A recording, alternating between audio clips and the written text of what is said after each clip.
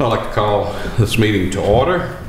Our first order of business is to go into closed meeting. Be it resolved, the Board of Supervisors hereby enters into closed meeting for the purpose of discussing the following. Section 2.2-3711, discussion, consideration, or interviews of prospective candidates for employment, assignment, appointment, promotion, performance, demotion, salaries, discipline, or resignation of specific officers, appointees, or employees of any public body. 1, the Adjustment and Appeals Board, 2, Community Services Board, and 3, the Library Board. Section 7 under 2.23711, consultation with legal counsel and briefings from staff members of consultants pertaining to actual or probable litigation, where such consultation or briefing in open meeting would adversely affect the litigating posture of the public body. Consultation with legal counsel employed or retained by a public body regarding specific legal matters requiring provisions of legal advice by such counsel. And that's 1 Old Salwood Road. And 3, under the same section, discussion or consideration of the acquisition of real property for public purpose or of the disposition of publicly held real property, where discussion in an open meeting would adversely affect the bargaining position of the negotiating strategy of the public body. And that's 1 under that is former Blacksburg Middle School property. Do we have a motion, please? So moved. Second. Have a motion and a second. Would the clerk please call the roll? Mr. Creed? Aye. Mr. King? Aye. Ms. Biggs? Aye. Mr. Tuck? Aye. Mr. Gabriel? Aye. Chair Brown? Aye. 6 ayes. We'll be back about 7:15. Need a motion to go out of closed meeting. So moved. For second. Have a motion and a second. Would the clerk please call the roll? Mr. King? Aye. Ms. Biggs? Aye. Mr. Tuck? Aye. Mr. Gabriel? Aye. Mr. Creed? Aye. Chair Brown? Aye. 6 ayes. Certification of closed meeting. Whereas the Board of Supervisors of Montgomery County has convened a closed meeting on this date pursuant to an affirmative recorded vote and in accordance with the provisions of the Virginia Freedom of Information Act. Whereas Section 2.23711 of the Code of Virginia requires a certification by the board that such closed meeting was conducted in conformity with Virginia law. Now, therefore, be it resolved that the Board of Supervisors of Montgomery County, Virginia, hereby certifies that, to the best of each member's knowledge, only public business matters lawfully exempted from open meeting requirements by Virginia law were discussed in the closed meeting to which this certification resolution applies, and only such public business matters as were identified in the motion conveying the closed meeting were heard, discussed, or considered by the board. Motion? So moved. Second. Have a motion and a second. Would the clerk please call the roll? Ms. Biggs? Aye. Mr. Tuck? Aye. Mr. Gabriel? Aye. Mr. Creed? Aye. Mr. King? Aye. Chair Brown? Aye. 6 ayes. The next item on our agenda tonight is our invocation. This is a time where the board observes a moment of silence to reflect on the business at hand, and after that moment of silence, we'll be led in the pledge by our County Administrator, Mr. Craig Metis.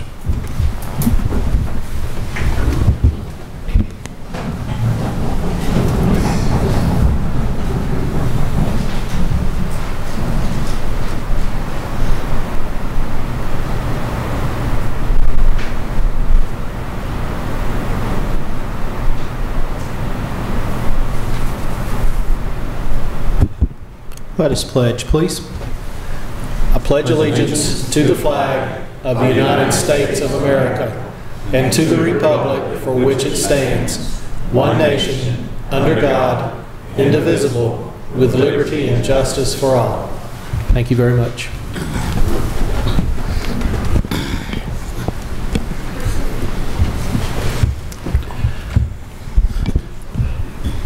I say to our audience, good evening, ladies and gentlemen, and welcome to our May 26th Board of Supervisors meeting. The next item on our agenda is as presentations, recognitions, and awards. But, A, we have 100 West Main Street development. Michael Miller will make a presentation on the 100 West Main Street development. Well, Mike. Good evening. Good evening.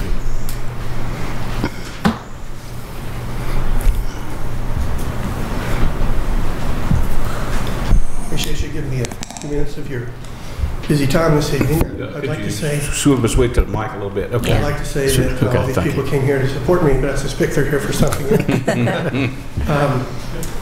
What you see on the screen here is a quote from a Christiansburg native who had attended the old Main Street Baptist Church. It's one of the landmarks downtown, and it's been empty for about 4 years because the church moved out to 114 into a much larger building. This building is historic in nature and frankly has contributed to the culture of the region for quite a number of years. And this is just one of a number of comments like this that were made when we set up a Facebook page to talk about redevelopment of this project, or this property. About a couple years ago, I guess, I was sitting downtown on a Saturday morning having coffee in the coffee shop, or out front of it, and the proprietor and I were sitting there talking politics, I think, and somebody came up and said, "Do you know any place around where somebody like me could play music?" And we looked at each other and just went, "No, we don't." And so the person kind of slunk off and, thought he would go find somewhere else. And then we looked across the street and there was a vacant church building. And we kept saying, well, we've heard people talk about doing something with that building to help the community, but never see it happen. So another couple of years passed and I finally decided that everybody wanted something to happen, but nobody seemed to be stepping up to do it. So I would give it a shot. So I pulled together a group of like-minded folks from Christiansburg and Blacksburg and just in the county to talk about how we could redevelop that property into a venue that would be a good regional draw and pump up the economy. You can see here various views of the building. And then down in the central part of the bottom part of the screen, you can see a photo of the town of Christiansburg during one of the food truck rodeos that has occurred. The Downtown Christiansburg Inc. folks had put together. The original one, I think they expected to have about 300 people show up, and something like 3,000 people showed up. And last year, during the two events they had, they brought in 10,000 new people into town of Christiansburg to spend money. And if they only spent $10 a piece, that's a lot of economic impact. Well, we think we could do the same thing by redeveloping the old church property into a combination, multi-use venue, but particularly focused on musical performance and such. This is sort of a plan of the building. The light blue section you see there is the old sanctuary. It was built in 1906 and is historic in nature. It was added on to several times as the church grew over the years. There was a two-story addition built onto the back to house classroom spaces, and then eventually in the 1970s there was a 500-seat auditorium built as their new sanctuary. And that's the piece of this property that really excited us about the possibilities of redevelopment. And in addition, there's a courtyard. If you notice, this is sort of a U-shaped structure now. There is a grassy courtyard in the middle of it that is perfect for a combination of music performance and food consumption from like a restaurant or something. So our idea is that we would create a 500-seat performance hall from the new sanctuary that needs very little renovation, as far as we know at the moment, to be useful for this purpose. And in fact, it was used last year for a Crooked Road venue performance. The two-story addition that has all the classroom spaces we believe would be perfect for a community art type center. We have art studios, photography studios, recording studios, that sort of thing. And then the old sanctuary, we've actually pulled away parts of the drop ceilings that have been put in over the years, and we find that the original structure is still intact underneath, and it's very beautiful. and we believe we can reconstitute it to its original shape and use it as a reasonably upscale restaurant venue for downtown. Again, this is just sort of a rendering of the kind of thing you'd see from the stage area looking back to the auditorium, and multiple seating options available. What we envision this to be is a multi-use facility. We want to focus on the ability to have musical performances, something like the Jefferson Center does in Roanoke, or perhaps the Lincoln Theater in Marion. But we want it to be able to be reconfigurable so that it can be used for wedding receptions or weddings, for that matter. It actually is, still a sanctuary for a church at the moment, and any other kinds of group gatherings that would be suitable for the region. And there's just another performance hall rendering showing different types of seating. This is an example of another church building that has already been converted for this purpose in St. Louis. So we're not trying to do something that's never been done before. This is sort of being done all across the country as some of these older buildings are being, by necessity, abandoned for larger structures, or in some cases for downtown revitalization issues. They're being repurposed for other things.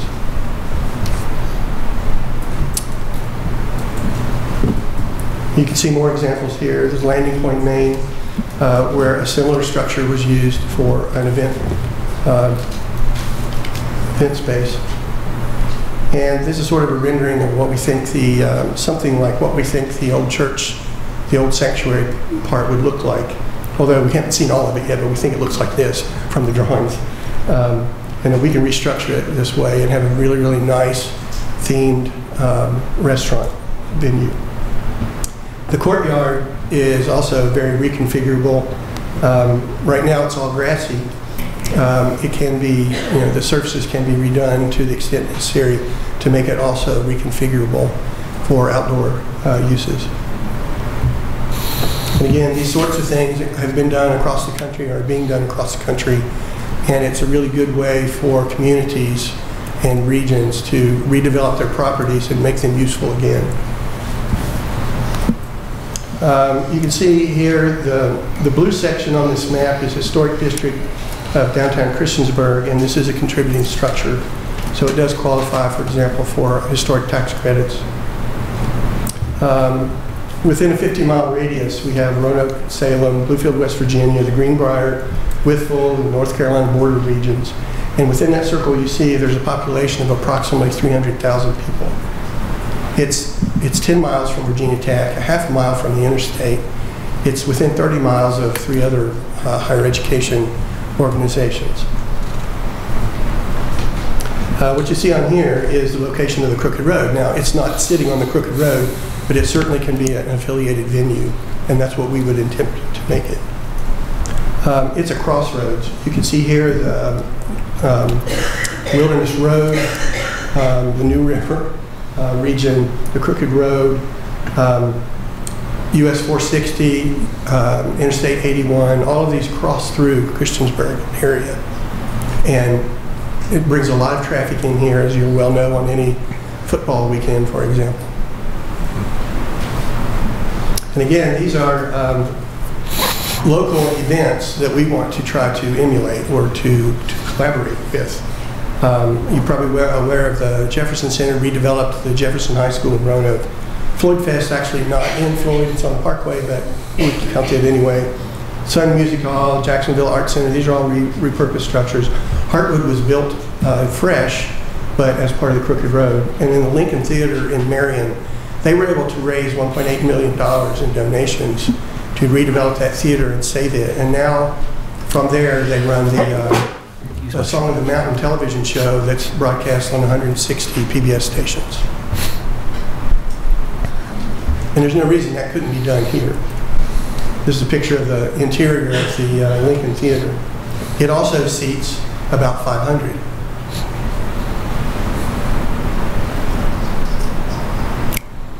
Now we're trying to tie in with these local organizations. In fact, the Regional Tourism Office of Montgomery County has been advising us significantly. We're We're just pulling information in from all of the region, everyone who could collaborate with us to try to make this work.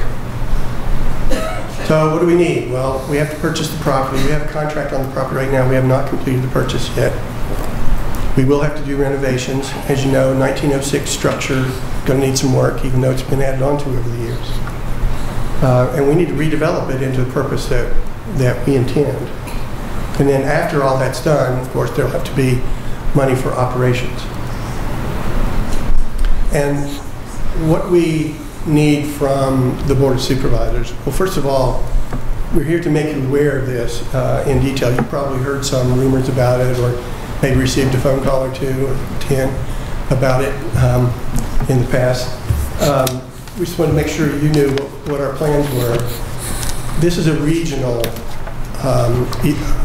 project, not just one from town of Christiansburg. It does sit in the town of Christiansburg, but it will be good for the whole region, and we intend to make it that way. So we need your support in recognizing it's a project. We are going to have to apply for some grants. Some of those will be tied to the county, some will be the town of Christiansburg, some will be regional, and we do solicit at the appropriate time some input from you to help make those grant proposals possible so that we can fund this project. And then at some point there are some tax incentives. We don't have that all clear in our minds just yet, but we know those sorts of things are also possible. So this is sort of our guesstimate at the moment for the project costs. The cost of the building is about $800,000, give or take. Once the building is secured, then there are the renovation, redevelopment costs. Those can be staged, and we expect to be able to pay for those with grant money and donations. So what we really need right now is to secure the property, and so that's what we're working very diligently to do at the moment. We formed a corporation, 100 West Main, Inc., to receive donations and to operate out of, and that's what we're doing at the moment. So I think that's pretty much the the basic part of the presentation here. We have gotten a lot of community support. Of course, you can imagine downtown Christiansburg people love it. Just to have something to do in one of our downtowns in the county on Friday night that's separate from Virginia Tech activities is very highly sought after at the moment. We've gotten overwhelmingly positive comments back from the community overall. I've been contacting people from Blacksburg who want to use the spaces, especially the art spaces. We've even had people from Blacksburg talk about having a film festival here for independent films. You could have, for example, a weekend film festival. These things could all be done somewhere, but they're not being done anywhere in any coordinated way at the moment. And we believe Christiansburg, due to its centralized location in the county and the region, is a perfect place for that. And I don't want to keep being Christiansburg-centric here, except that it is in Christiansburg, so a lot of the comments came there. But this sort of represents the kind of feedback that we get on the project. We basically had no significant negative feedback at all, and we really think that putting Christiansburg area in Montgomery County on the map as a performance venue that's smaller than something like the Jefferson Center has a big draw here and have a huge economic impact for the region, especially for Montgomery County. So I'd be happy to answer any questions if you have any. Questions, board members?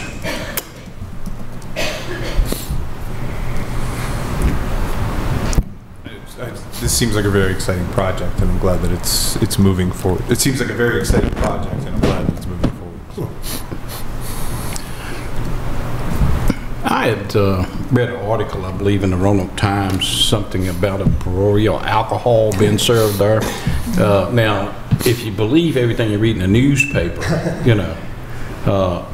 but I thought I'd ask you when you came whether some plans for a brewery or whatever in. There are no plans for a brewery. It is true that I was contacted by someone who wanted to do a brewery. But first of all, it was very quickly determined that building wasn't suitable for such a purpose, except with huge amounts of construction. But in any case, that's not our vision. Our vision is music and food. Now, that is not to say that there wouldn't be alcohol served in a restaurant, because it's a restaurant after all. but there are no plans, and in fact, we don't intend to have any sort of brewery. It did come out in the paper that way, possibly because that was a much more exciting headline than the one about music, but that's not the plan, and we have essentially made assurances that we're not going to do that. So there were some people in the community who were upset about that part of it, but we are not intending to do that, and we do not have any plans for that.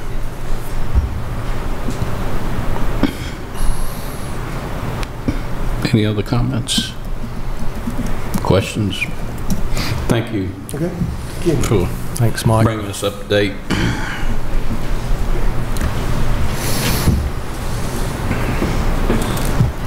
Is there any action that the board should take? I like the idea of helping them with grants if possible and supporting this project. It looks like that's the type of thing that we could do. It would be exciting to bring some vitality to downtown Christiansburg. It's a beautiful historic building. So I like the idea of keeping that and trying to utilize the building, especially utilizing our heritage of the music in the area as well. So. Especially since the brewery aspect, and I've gotten some emails and phone calls about they were going to put a brewery in a sanctuary, and that did not go over real well with some folks. But with the assurances of Mr. Miller, that's not going to take place. And Mr. Chair, I will add that I know Lisa Bleakley with our tourism efforts, and Mike mentioned this, but has been active in advising, and Lisa has a lot of contacts with other folks around the region too, so we're certainly going to provide any support we can from a staff level to help at that too. So, okay, we'll move on to our next item. Item 8, which is a public hearing. The following public hearing was advertised pursuant to law in the New River Valley section of the Roanoke Times on May 8th and May 15th, 2015. Comprehensive Plan Policy Map Designation Amendment. Emily, you're up. Good evening. Good evening. Tonight we're going to review the application to modify the comprehensive plan map, and I will go over this again, but I just want to start by saying this is just to amend the comprehensive plan map. At a later date, should this be approved, the applicant will move forward with an actual rezoning, and that will have the specifics related to infrastructure and things like that that we're used to. The owner applicant is the James Tyler Odie Hogg and others. They're represented by their agent, Balzer and Associates, and they're with us this evening if the chair wants to call on them later. Currently, it is designated, the property is designated as resource stewardship. Their request is to move into village expansion with the Prices Fork Village area, and further designated as low-density residential. The subject property we're looking at tonight is just over 171 acres. This is a copy of the plat that was provided in your packet. This shows the metes and bounds of the subject property. There's supposed to be another one right after that. Okay.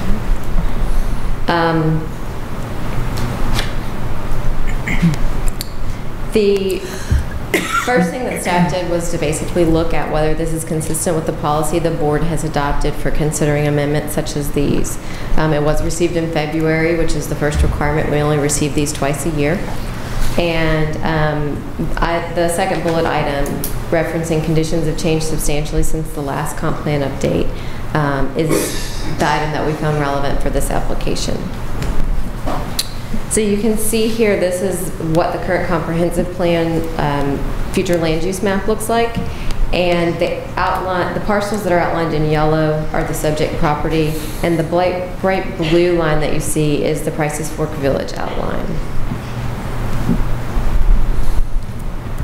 So just to go over what has changed since the comp plan was adopted, the Hope Farm itself is actually a total of 469 acres. And at the time that the comp plan was adopted, all of it was located in the Ag and Forestal District. Since that time, which is why it received Resource Stewardship designation, which is its current designation. Since that time, 273 of those acres have been put into a permanent conservation easement, leaving the remaining 171 from the initial farm the subject of our public hearing tonight. It was removed from the Ag and Forestal District, which was the original reason that it wasn't included in the Prices Fork Village expansion area. And another item that staff brought up was that with the relocation of the elementary school, there could be some shifts in development patterns in the Prices Fork area. When the plan was adopted, the old school was basically one of the centers, and with the shift of the school location, we could see some shift in development patterns. So this map better shows you the entire 469 acres. The area that you see shaded in green to the north there is the area that's protected in conservation easement. And then you see the same yellow parcels, 171 acres that we've been discussing. And just along the bottom, you can see Prices Fork Road is running to the bottom of the page there. So what does this mean for future development potential of the property? We're looking at low-density residential. This would be similar to the project known as Sterling Manor, and that's adjacent to this property. The maximum density potential in that designation is 2 units an acre. Public water is easily available. More than likely, the project, if it's developed for low-density residential, will use septic. There is sewer, but it's on the other side of Prices Fork. And a rezoning, again, would be required should this comp plan amendment be approved by the board. That would cover all of the utilities, access, lot size, how the roads would be developed, where the entrances would be. All of those specifics would still be determined during a rezoning application. Staff reviewed the application, spoke with the owners. We believe that it meets the board's adopted policy. We recommend approval of this comprehensive plan map amendment from resource stewardship to village expansion with low density residential. We think it's consistent with the policy, and we also think that it's harmonious with the adjacent land uses around it. The Planning Commission held a public hearing here last Wednesday evening. They recommended approval on a vote of 6-0. We had 3 commissioners absent that evening. And that's the end of my presentation. If you have any questions for me, I'm glad to help you before Was you it any open the hearing. speakers at that meeting, the Planning Commission meeting? No, sir. No opposition whatsoever? Yeah. Only the applicant spoke. Okay. Any questions for Emily?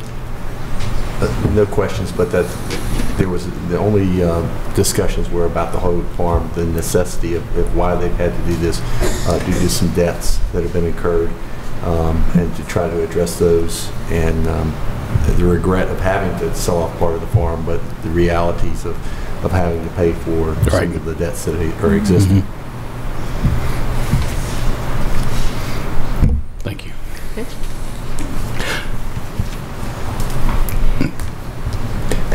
By the way, I really liked the Planning Commission showing the votes. Yeah, me too. That's the first time I've seen that. I thought that. I hope you keep that in future presentations. Sure.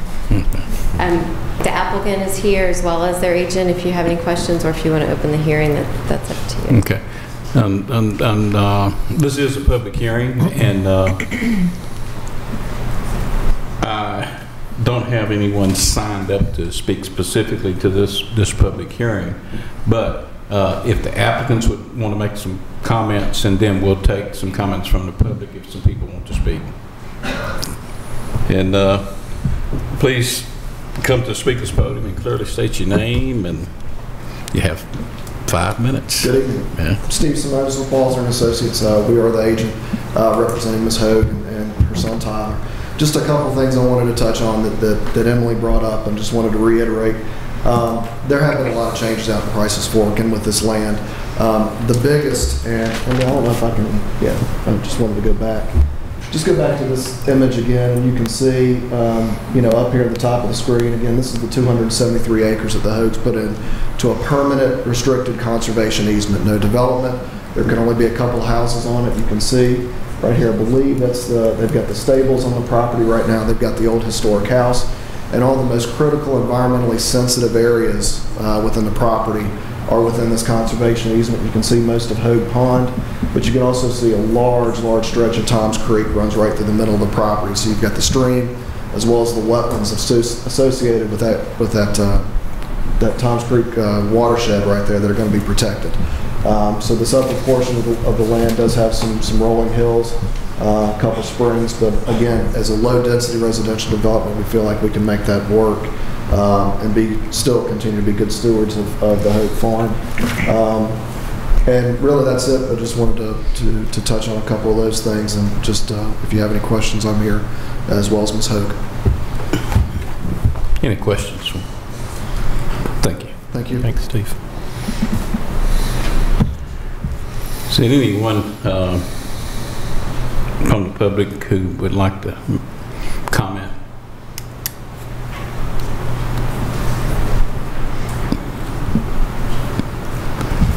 Seeing no one coming to speak at this public hearing, I will close the public hearing. You want to take action? Do you wish to take, it's your... Yeah, action after the public hearing. Do we need any? I would go ahead and move to amend the comprehensive plan to accommodate the proposed subdivision. Second. Have a motion and a second to amend the comprehensive plan. Is it any discussion? Will the clerk please call the roll? Mr. Tyler? Aye. Mr. Gabriel? Aye. Mr. Creed? Aye. Mr. King? Aye. Ms. Biggs? Aye. Chair Brown? Aye. 6 ayes.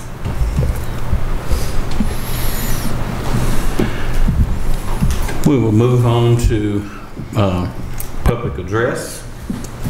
And I have several people who have signed up to, and I think all of them want to speak on the Mountain Valley Pipeline.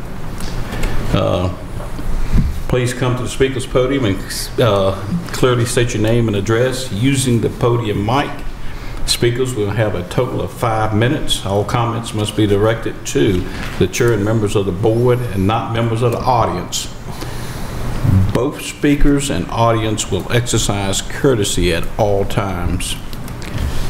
Please leave any written comments with our board clerk, if you have any. And if you came to speak and have not got an opportunity to sign up, I will be give you an opportunity after the ones that have signed up has spoken. So the first one we have is Susan Whirl. Take your time, Susan. I'm on. Help her a little bit with the mic, yeah. Yeah.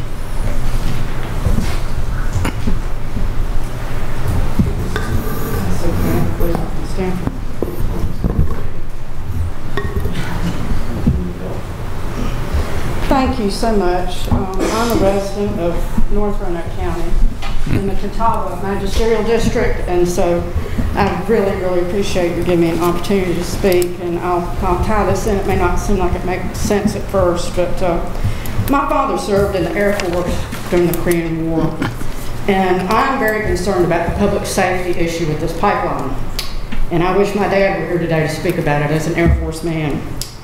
My dad was very against natural gas in general. He was a claims adjuster for a major insurance company. And when we bought our family home in the 1960s, he searched high and low for a totally electric neighborhood. Natural gas is prohibited in the covenants of our neighborhood. I had to call Miss Utility, so we were doing some digging. And she tells me, we'll notify all of our utilities are underground in our neighborhood. It's a totally electric, totally Westinghouse neighborhood. It's really cool. And so I had to call Miss Utility when I was getting ready to do some digging. She says we'll notify AEP, Cox Cable, Verizon, Western Virginia Water Authority, and Roanoke Gas. I said, no ma'am, no gas lines in my neighborhood. Electric company built my neighborhood. And while we were at it, I asked her, why can't I get online and look up and see where these gas lines are for myself? She said, no ma'am, we do not release that information to the public because of terrorism concerns. Now we're talking about 6 to 8 inch diameter lines Now, this Mountain Valley Pipeline is a 42-inch high-pressure pipeline. Now, I can just imagine what my dad would say as an Air Force man about the safety of this 300-mile pipeline. It's going to be permanently void of all vegetation, except some magic grasses that are going to withstand this herbicide they're going to put. Thank you.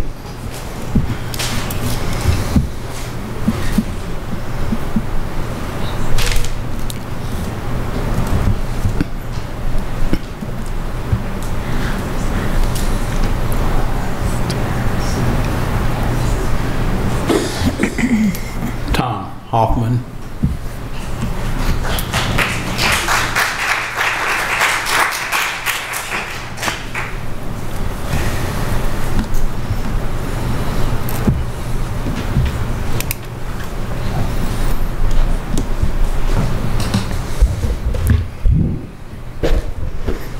Good evening, members of the board. My name is Tom Hoffman. I live at 135 Davis Lane in Christiansburg, Virginia.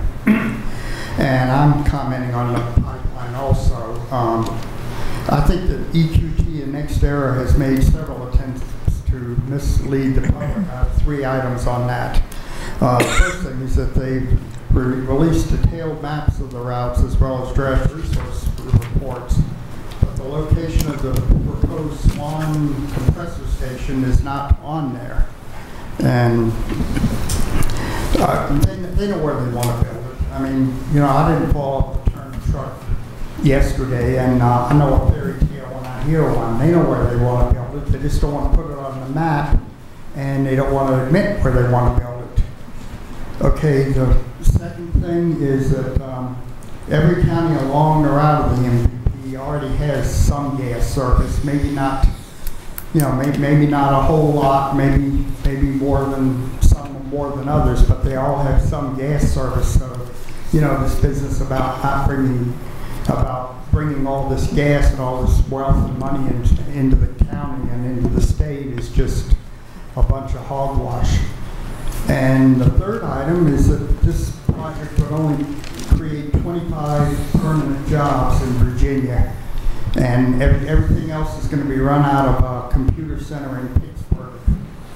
And so far as the construction work goes, everybody who's going to be working on the pipeline is going to be specialized workers. You can't just go and hire a welder out of a body shop to work on the pipeline. It requires specialized talents and specialized abilities to work on a pipeline. So they're going to bring all these people who are going to work on the pipeline from the outside. And I just want to say that these people have come into our beautiful valley for the express purpose of destroying our mountains, our forests, our fields, our streams, and our lives. And all for no reason at all except corporate profit. They don't care who or what they destroy, so long as they make their corporate profit. Thank you.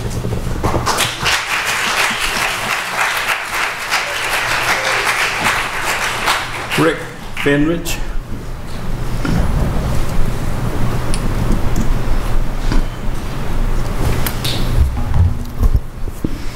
Rick Fenrich, a resident of Blacksburg on Mount Tabor Road. Our property abuts a property that the pipeline is proposed to go through on an alternative route. I'm here to talk to you about specifically my topics about the economics of the situation tonight. You know, I'm a 2-time small business owner. I run 2 small businesses in Blacksburg, done that for 15, 16 years now. And we've gone out and we've raised funding from venture capital and made business plans and done that a lot, okay? The thing that really strikes me when I look at this is they put together a business plan that claims it's going to be $400 million or so to the state of Virginia, okay? What's the first thing a venture capitalist does when he hears that number? Is they cut it by 80%. That's a business plan when you're looking to get it funded, okay? They give you a great haircut. The economic impact for Montgomery County and Virginia is not as nearly great as what they tell you. It's not, the economic benefit is not what they give on the Mountain Valley website, okay? For example,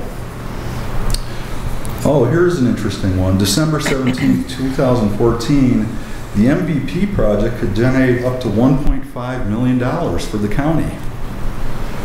Guess what just appeared in the last 2 or 3 days on their website?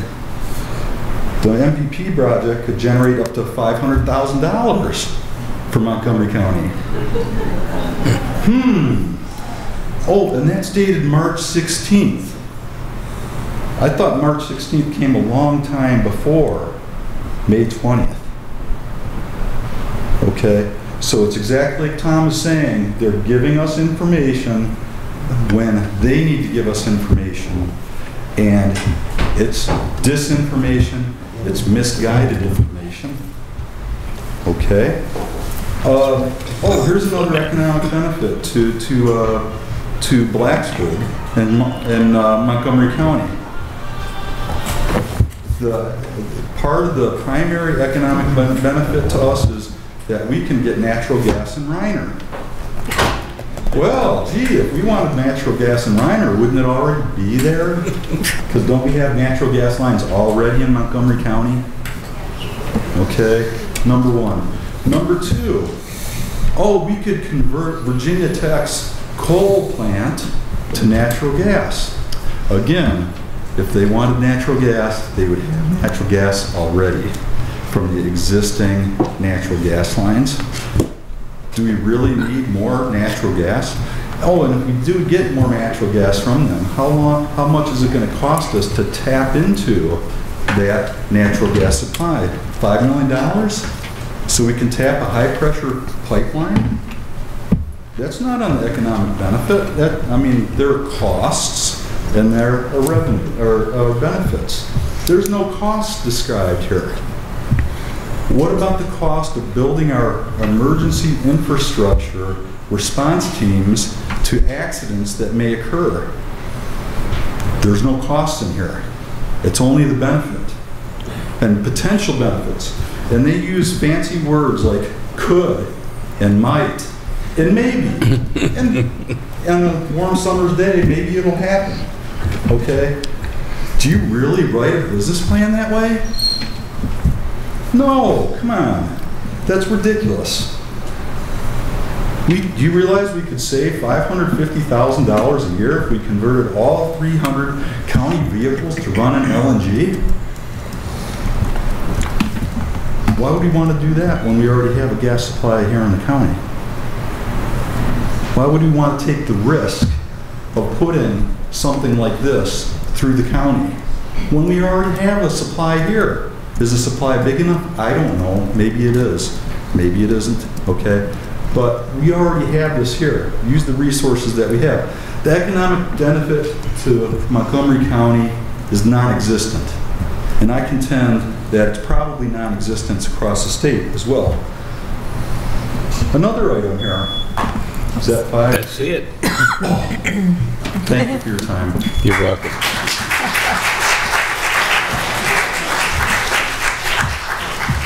Jennifer Fenrich. Rich. Thank you. Jennifer Fenrich, 2344 Mount Tabor Road, and again, I bought the property of the alternative pipeline. Thank you for providing us the opportunity to have our voices heard tonight on the pipeline issue. That is heading for export. I'm going to pass this over to the lady when I'm all done here. You can read it right in here on page 20 of the FERC booklet. Despite what Paul Friedman told us at the last scoping meeting, I've attended all the open houses and the scoping meetings, and we have been consistently provided contradictory information in all areas, from MVP using old maps, to so-called claim benefits, to changing their website over the weekend, hoping no one's going to notice because it's a holiday weekend, to submitting FERC documents at the last minute, which they did right before the scoping meeting. The people had no access to those documents. And to also insisting there are no dangers at a pipeline just short of your doorstep. If built, the costs outweigh the zero benefits as claimed by a handful of residents who were outside the county at the last scoping meeting. Again, refer to page 8 and 24 of the FERC booklet, which FERC published themselves. No benefit to us locally, and we incur the taxes on the right-of-way. I don't know if anybody read that. It was a one-line statement, again, in their little booklet. And we already have citizens who are complaining about paying taxes. I've been to a lot of school board meetings, and whenever we need new schools built or anything for the schools, we always say, oh, there's no money, people come in here, can't pay their taxes, and now we're getting taxes on the right-of-way. So I feel as if they're taking advantage of a lot of low socioeconomic populations that we have in our area. This is Appalachia. The costs and challenges remain consistently unaddressed by MVP and do not fulfill FERC's 13 impacted areas, with safety as one of them, which is the one I'm going to speak to, such as explosions, leaks, water, soil, air contaminant, pollutants, and safety regarding people, livestock, and vegetation. Of course, in their booklet, it's only less than 1 page. All you have to do is read the newspaper. All you have to do is do your research. There are tons of leaks, explosions. We are not equipped to handle any of this, and they're trying to tell us it doesn't really mean that much. We moved here. This is a personal part. We moved here away from Love Canal. I lived in Western New York. We moved away from chemical plants, cancer-producing toxins, and purposely chose Montgomery County to live in a clean area. I can't tell you how many stories up there because of the contaminants of two-headed deer, people dying from mysterious illnesses, and they found out later it was to all the contamination in the soil and the water. The research speaks for itself to the associated health and environmental hazards if this pipeline goes in. And other concerns, citizens in our county have already spoke on this. They know a lot more than I do in those fields with details. Tonight I ask the Board of Supervisors to stand united, and I mean united. There is no alternative that's acceptable to any of us in the county. Not in this county, but across the county and state lines to band together. We need to educate, and you need to educate the people you represent. There's a lot of people out there that still don't understand all the issues. We need to write letters to FERC and our congressmen. We've already had 4 who have asked for expanded scoping meetings. They've been told no. To stop the pipeline, we need strict regulation. That's one reason why they want it to be local regulation, because they can manipulate things. Once it's federal, it's going to take a lot longer. They're on a timeline here because all across the country, people are against all these pipelines. And all I'm going to say is, we really don't want another Love Canal in our own backyard right here. They're still reeling from the effects, and that was many years ago. Thank you.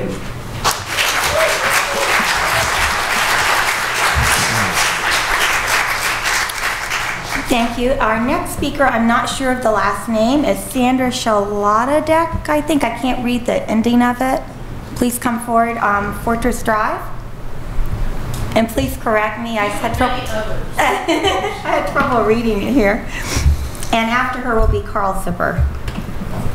Sandy Schladecker. I live at 4254 Fortress Drive, Blacksburg, and my property abuts one of the alternative routes. I have sent all of you questions that I had. I should have gotten that last week, or at least the first part of this week. What I want to talk about tonight is the compressor station that is proposed for Catawba Valley. When I've been doing my research, I have tried to find out what local communities can do as far as enacting ordinances for both light pollution, air pollution, and noise pollution. I'm not sure exactly what the county has with respect to those things, but not only do I hope that there are ordinances that will take these things into consideration, but also a way of measuring. Chemical pollution from compressor stations includes many tons of particulates, sulfur dioxide, nitrogen oxide, carbon dioxide, CO2 equivalent to 407 million pounds. Greenhouse effects from these are horrible. Hazardous pollution, air pollution, formaldehyde, cancer-causing, of course, volatile organic compounds, They have blowdowns, which is where they have kind of a pressure release. Sometimes these are planned, sometimes they are not planned. How will the residents that are affected by this be notified? I'm concerned about the price fee structure that we have here. As mentioned in the letter that I had sent to you, there will be a huge amount of man hours that are going to be required for checking the pipeline construction, making sure it's up to code. I'm concerned with the low fees that we have in Montgomery County. We're going to lose money because of all the manpower that will be needed for the permitting and local inspections that will be required. Montgomery County and its taxpayers, like myself, should not be losing money due to a fee structure while pipeline companies are making a good profit, again, at our expense. And I'd also like to know what kind of insurance you are going to be requiring for the pipeline. With the Duluth News Tribune mentioning the fact that when a leak happened in the state of Wisconsin, there was a $400 million shortfall in their cleanup. They had a $600 million insurance policy, but the cost for the cleanup was $1 billion. I'd like to know where that money is going to come from and how we as taxpayers could be affected by the negative effects. Thank you very much for your time. Thank you.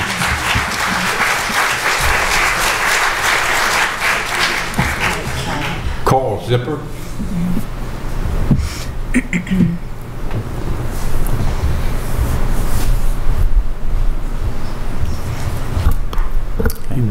My name is Carl Zipper. I reside at 3910 Horse Farm Road in Montgomery County. I'm speaking to express concern with noise that may be produced by the compressor station proposed by the Mountain Valley Pipeline from North Fork Roanoke River Valley, about 3 miles northeast of Luster's Gate towards Catawba and within the North Fork Valley Rural Historic District. I encourage the board to express concern with the Federal Energy Regulatory Commission, FERC, and to enact an ordinance against excessive noise in a manner that would not restrict current land uses. These actions are necessary because federal policy will not provide adequate protections. I make that statement after having spent time preparing a document on compressor noise, which I submitted to FERC and am providing to the board. FERC policies governing compressor noise are based on a 1974 EPA policy, despite scientific knowledge advances since that time. Likely because its authority to regulate noise was revoked in the early 1980s, EPA has not updated the 1974 noise policy. Neither has FERC. FERC policy limits compressor noise at the nearest receptors, such as a residence, to 55 decibels as day-night sound levels on the A-weighted scale. Considering that compressors operate 24/7, this is equivalent to about 51 decibels on a constant basis. Research since 1974 has revealed numerous effects on human well-being by chronic environmental noise lower than 51 decibels. Adverse health effects have been observed for chronic exposures as low as 40 decibels, and sleep disturbances for chronic exposures as low as 30 decibels. Decibels are expressed on a log scale. Hence, sound pressure at 50 decibels is 10 times the pressure at 40 decibels and 100 times the pressure at 30 decibels. I use the term chronic noise because compressors operate 24 hours a day, 7 days a week, and 365 days per year. Furthermore, the A-weighted decibel scale tends to underweight low-frequency noise, meaning the base tonal range, which is not attenuated by distance and by physical structures as effectively as higher-pitched sounds. Pipeline compressors produce a variety of tones that include low frequencies. MVP is proposed to locate the compressor in a rural area with low residential densities. Such location provides the opportunity to locate a considerable distance from the nearest residence. While this is a good thing in some respects, an understanding of FERC regulations provides a more complete perspective. In a nutshell, the further the compressor is from the nearest receptor, the lesser the required noise suppression. This occurs because FERC regulations limit noise impacts to the nearest receptor only, but reduced noise suppression would enable the compressor noise to affect a larger area. To illustrate this effect, I have conducted analyses using simple noise transmission equations. Each doubling of distance reduces sound levels by 6 decibels. My analysis finds that a compressor station 300 feet from the nearest receptor in a level area and using noise suppression to comply with FERC regulations would impact 9 acres with noise louder than 50 decibels and 1.4 square miles with noise louder than 30 decibels. while a compressor 1,000 feet from the nearest compressor could impact more than 15 square miles with chronic noise louder than 30 decibels. Geographic analysis indicates that MVP has the opportunity to place the compressor further than 1,000 feet from the nearest receptor, indicating that still greater areas could be affected. For example, if the compressor were to be located 3,000 feet from the nearest receptor, the first FERC regulations could enable an area of more than 100 square miles to be impacted by chronic noise louder than 30 decibels. My analysis is only for average levels, but pipeline compressors produce noises louder than average for episodic but routine operations, such as the blowdowns mentioned by the prior speaker. Compressor noise suppression technologies are available. A simple internet search brings up numerous vendors offering compressor noise suppression. Two common suppression methods are to put noise-generating equipment inside structures and to surround the compressor with noise suppression walls similar to those often found along highways. For example, one vendor offers to sell, quote, acoustically tuned noise mitigation structures. Hence, within certain limits, the issue of noise control is one of cost to MVP. A further consideration is compressor station age. As I understand, FERC regulations apply to new compressors only. The compressors would be required to meet FERC noise limits as it commences operation. Unless the compressor operator were to seek FERC approval for equipment modification, FERC would not exercise subsequent oversight of noise impacts. Every piece of mechanical equipment I've ever owned has gotten louder as it has gotten older, and I expect this occurs for compressors. So I encourage the board to consider this information and take an appropriate action. I make this presentation with no formal training in noise transmission, but with a scientific background. And thank you very much. I'll provide my statement. Thank you.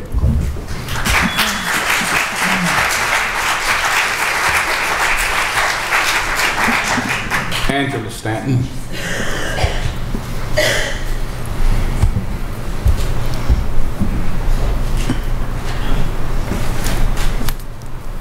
Good evening. My name is Angela Stanton and I live at 2595 Spalding Road in Montgomery County. The closure of the comment period for the MVP proposal is fast approaching, yet the exact location of the Swan compressor station has yet to be disclosed. Only vague references to milepost 220.5 have been given, but other vague references have been made to other possible locations.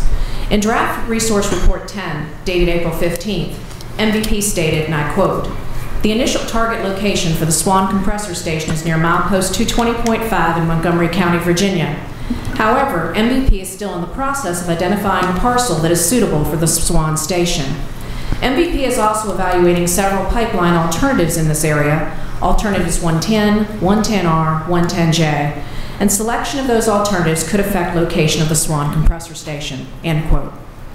Rumors are that a landowner is negotiating with the MVP to sell property for a compressor station around milepost 220.5 in the Catawba Valley, but that the MVP's draft alignment sheets released by FERC last Friday made no mention of the Swan compressor station at milepost 220.5 or at any other location in Montgomery County.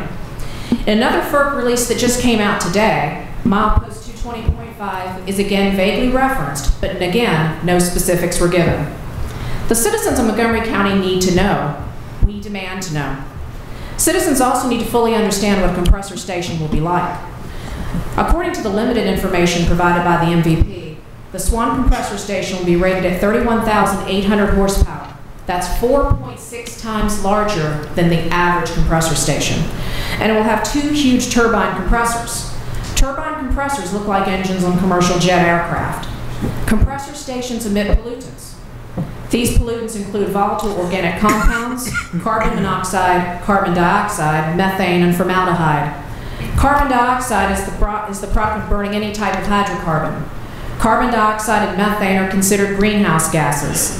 It must be noted that methane is considered about 20 times as potent a greenhouse gas as carbon dioxide. This is not good. In a TransCanada report I just read today, it was stated that the carbon dioxide emissions from a turbine compressor station will be similar to those generated by a Boeing 767 aircraft engine. Would you want to live near two jet aircraft engines running 24/7? The amount of carbon dioxide or methane that's released into the atmosphere must be considered as a cost in the economic impact assessment of this project. And as already mentioned, the Swan station will occasionally have to clear its piping. This is known as a blowdown. During blowdown, significant amounts of methane gas will be released into the atmosphere. At one of the open houses, one MVP rep said blowdowns are required at all compressor stations. When asked if a blowdown would be noisy, the rep said, of course, because it's the same as opening a high-pressure valve, and that noise could last a very long time. When asked if methane would be released, he said again, of course, but he said methane's a light gas, so go up and down. Well, when I've had helium balloons for the grandkids and we let one go in our mountains with ridges, ravines, and crossair currents, the balloons go up, but they also go down. They go around in circles, and they frequently follow the air currents down into the valley. Theoretically, the methane would only go up, but that's under the most perfect of conditions, and those are not conditions found in the NRV. The comment period is almost closed, yet citizens still do not know if they will be near the Swan compressor station and its 31,800 horsepower turbine engines.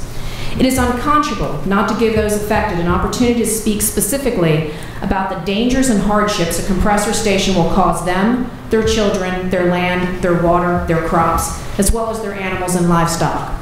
The MVP is being irresponsible to withhold the exact or most probable location, and the FERC is being irresponsible to close the comment period before affected citizens have ample opportunity to assess and respond. We deserve better. Thank you for honoring your fiduciary responsibility to the citizens of Montgomery County.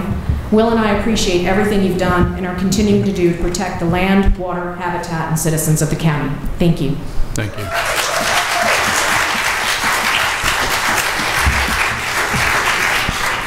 Tina Badger.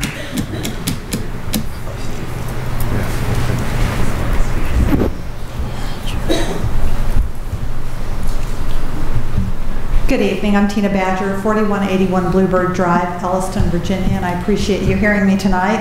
I'm actually reading a statement that was prepared by Carl Zipper, and it's an argument about the protection for the county when the pipeline is eventually decommissioned and abandoned. The applicant's closure proposal is inadequate to avoid future hazards. The applicant states, at the end of the useful life of the project, MVP will obtain the necessary permission to decommission its facilities. The applicant, however, makes no mention of the expected length of time that the proposed pipeline would retain structural integrity. Any intentions to remove the proposed pipelines once they reach end of useful life, or any intent to set aside financial resources for use at future date to remove the underground pipes or otherwise mitigate abandoned pipeline hazards that would result from the applicant's proposal. As noted by the applicant, the pipeline will be constructed of high-strength carbon steel and protected from corrosion by fusion-bonded epoxy coating and an impressed current cathodic protection system. Weld joints and other piping that are not factory-coated will be field-coated with a sprayed-on fusion-bonded epoxy or a two-part brush-applied epoxy coating. Carbon steel is subject to rust and other forms of corrosion when placed in the ground. Although epoxy coatings and cathodic protection can delay carbon steel's inevitable corrosion and degradation, they cannot prevent it. Epoxy coatings may provide temporary protection to the outside of the buried pipes, but the movement of materials inside the pipe would eventually wear away such coatings, even if initially present inside the pipes, which I believe they are not. Typical cathodic protection for pipelines require application of an electrical current. Applicant materials state power poles will be required for cathodic protection. When the pipeline, if constructed, reaches the end of its useful life, will that current continue to be applied? As a 42-inch diameter pipeline placed underground corrodes and deteriorates, the weight of the earth above is likely to cause cave-ins and cavities eventually. When will that be? Such events may occur in a manner that provides access to what would become a 42-inch diameter tunnel located just a short distance below the ground surface. Such a condition could prove hazardous, especially if accessible to children. The pipeline is proposed for construction in residential areas. Given the likelihood of continued population growth, it is likely that additional residents and residences will locate in the areas traversed by the proposed corridor. Children, of course, are great explorers of areas accessible from their homes. Given what we know of the human condition, it is not unreasonable to expect that children, as well as adolescents and adults, hunters, recreational vehicle riders, and mountain bikers, etc., would have access to a decommissioned pipeline corridor. So several decades from now, when the pipeline, if constructed, and we hope it will not be constructed, will be decommissioned, what will happen? What is the design lifetime for the carbon steel that is proposed for use in constructing the pipelines? If they leak when they're in use, we know that they're going to deteriorate when they're out of use. If ground slippage, karst collapse, or other events were to breach the abandoned pipeline structure and enable ambient air exchange with its interior, how would that affect the corrosion rates and processes? When the pipeline structure begins to fail, will people still inhabit areas accessible to the corridor? Once the inevitable corrosion reaches the point where the collapse begins, how will that affect watershed hydrology generally, and how will it affect groundwater serving as household water sources in karst terrain? And will a ground cavity and a point of entry to a 42-inch diameter underground corridor create hazards for children and others able to access the area? If so, who will pay to have that hazard removed? None of these questions are addressed, much less answered by the applicant. In other areas of public life, environmental policies have been formulated to address permitted facility closure issues in a manner intended to prevent future generations from bearing facility closure costs. For example, both the Resource Conservation and Recovery Act and the Surface Mining Control and Reclamation Act require permitted applicants to be responsible for closure of permitted facilities once they have reached the end of their useful life. Such closure typically requires remediation measures to assure against public safety hazards and to minimize ongoing environmental effects. In other areas of public life, applicants for federal permits are required to post bonds in amounts that would ensure against failure by the permittee to carry out effective facility closure and associated hazard mitigation. Perhaps due to its origin in 1938, the Natural Gas Act does not contain similar provisions. However, it does provide the Commission with broad latitude to exercise its responsibilities. The size of the Mountain Valley's proposed pipeline makes the need for effective closure and mitigation at the end of its useful life more important to public health, safety, and environment. Thank you. Thank you.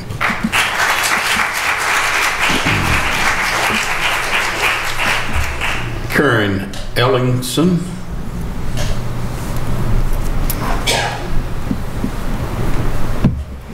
Hi, I'm Karen Ellingson. I live at 4309 Pierman Road. I'm outside of Blacksburg in the county. But who am I really?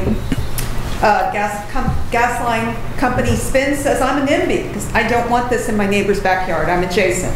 I'm really a nobody.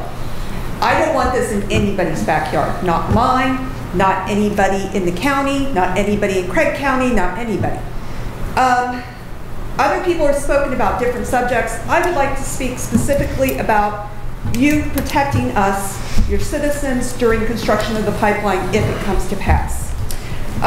As you well know, the roads in our county are not designed to take the kind of traffic, the kind of oversized loads that are going to be associated with construction of the pipeline.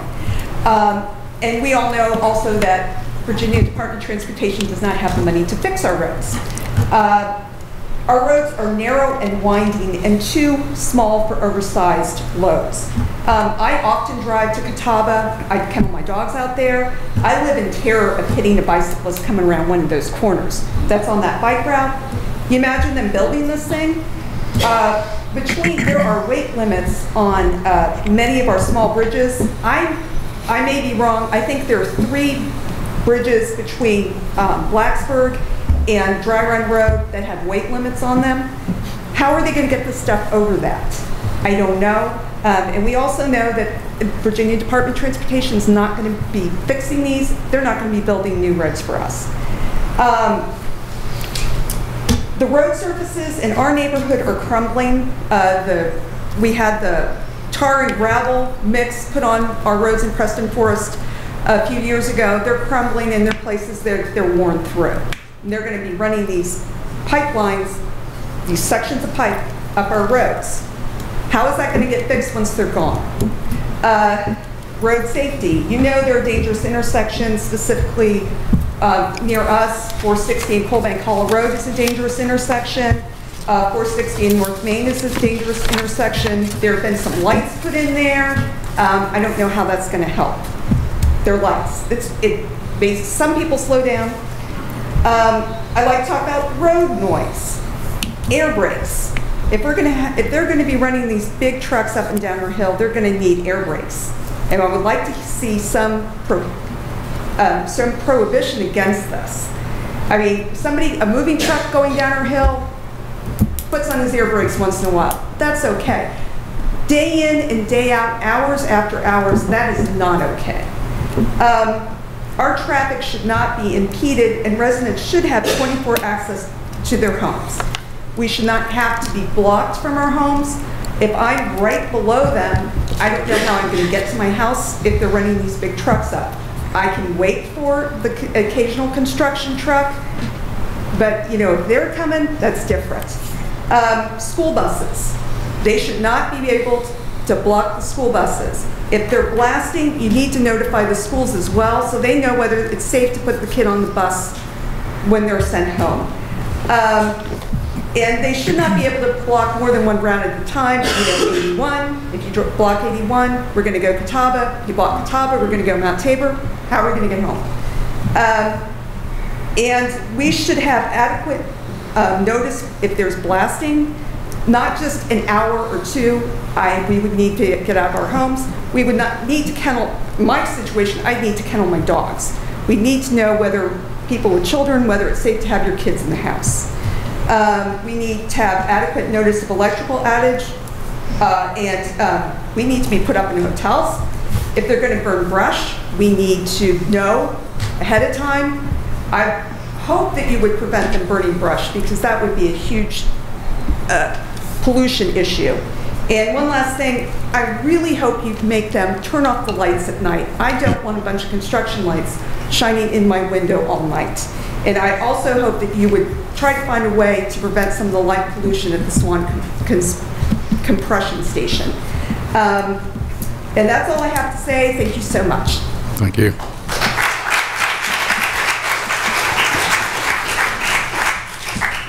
Janice Geyer.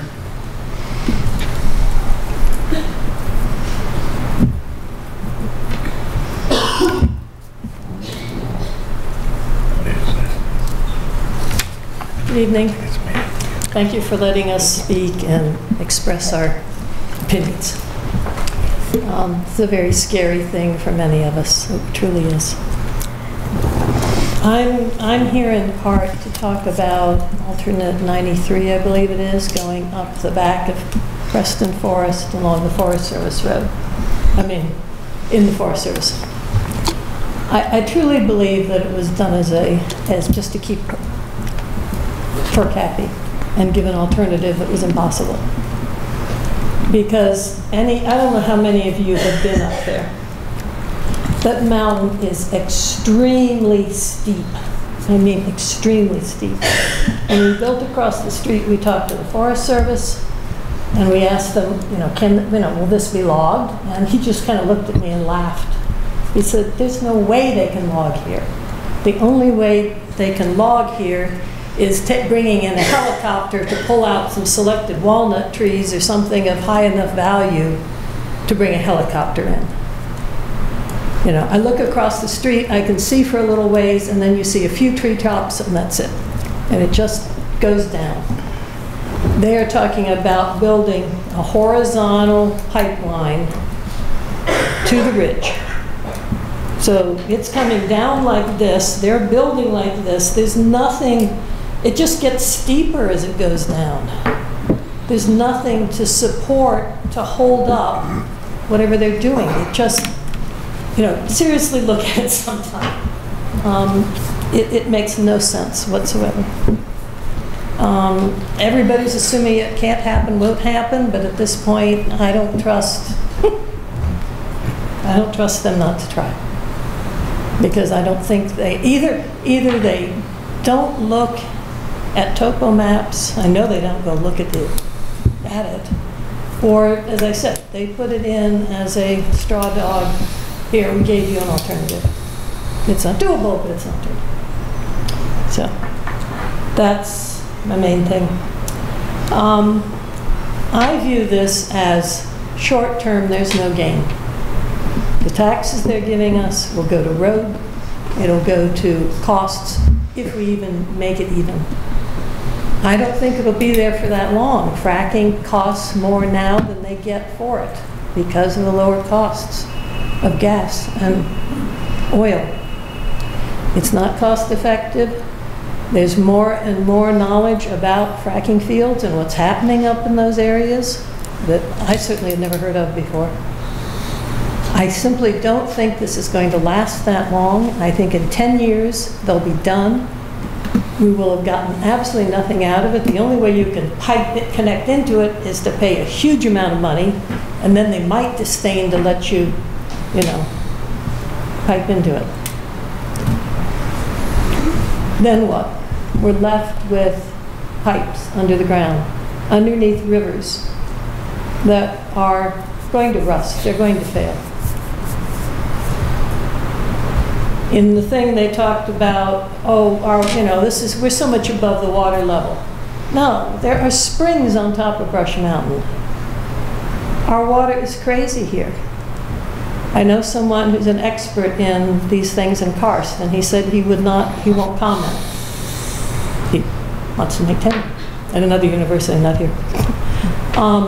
But he did say if there is a collapse because of our karst, the water pollution and all the things that happen will be worse than if we did not have the karst. If you don't even think that it's going to cause a failure, it will make it worse. Our water travels at horrific speed through the karst, and it goes crazy ways. Also, I'm very concerned about the blowdowns, because that's just going to pollute wherever the wind's blowing. And in a hurricane, it's going to go a long ways. They can do it for 3 hours at a time. I also have concern, someone told me that they really don't have plans for when there's an electrical outage. Their plan is to use cell phones. What if we have a failure? What if there's a lightning strike and a thunderstorm and we have no electricity? How do they get those valves? How do they know to turn off the valves? How do they get them turned off? Does someone have to drive somewhere and do it? I have no way of knowing, but I would like somebody to find out what their plans are. Thank you very much. Thank you. Matthew Pickett.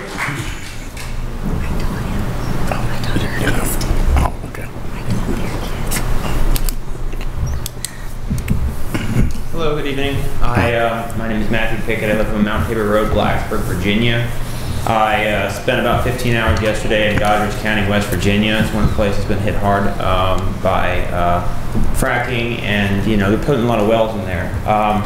To paint a picture, the most striking image I saw that day was going up on one of the ridges and seeing all the bare red dirt and looking around the mountaintops beside it, and knowing that the one that I was on had more resemblance of a sand dune. Doesn't look good. I then met up with somebody who is a local there who'd worked for Dominion Power, and she showed us a lot of the sites that were relatively negative. And you kind of have to look for them. They're hidden. They don't want to be seen. But, she showed us a few compressor stations that, to me, looked like they were larger than a Walmart supercenter. I mean, they took up a lot of space, and they made a lot of noise. And she told me about a story about a lady who was about a mile away from one of these large compressor stations. It wasn't just a compressor station. There was a few things built onto it, but that's what it was for. It was so loud that they called 911 because they were afraid something was going to happen. And the operator on 911 said, "Ma'am, can you please step inside? We can't hear you." And she said, "Ma'am, we are inside." That's a problem, I think. I think that shouldn't be happening. Now, that's only one instance that I've heard about with that, but that's more than just noise pollution. It's a problem. So, I'm also 23 years old. I do not own land here. I've lived here my entire life, and I will solicit anybody who will listen to me saying that I'm from Virginia, not Virginia, I'm from Western Virginia. It's a really awesome place. Have you heard about the Hokies? I do that a lot. I love where I live. I think it's a great place, and I want to come back here. The problem is, the next large step in my life is to have a family. And if there is a chance that my health, my spouse's health, or any of my future kids' health is going to be in jeopardy, you couldn't pay me money to live in a place that has a potential of their lives being prematurely ended or them to have chronic illness because of any pollution, water, air, or just general environmental. I think that's really stupid, and I'd be an idiot to move back here. In 2011, Bloomberg had listed Virginia, or Blacksburg, Virginia, as a #1 place to raise your kids and have a family. Now, it's 4 years ago, but I take pride in that as well. I like to brag about that. I love it. I love this place. It stated that an educated middle class is one of the reasons why this was the case. I would like to think that eventually I'll be part of the educated middle class. Again, I'd be an idiot to move back here if there was, again, a possibility. And if the educated middle class is what makes this particular area just that little bit more so that it's better than any other little small town to raise your family, I don't see that staying. I think anybody who could leave in the Catawba Valley if the compressor station comes through will. I think Virginia Tech will do a great job of bringing a lot of very smart people and continuing to service the Blacksburg, Christiansburg, and Radford area. Blacksburg's not very big as a town. A lot of people live outside, and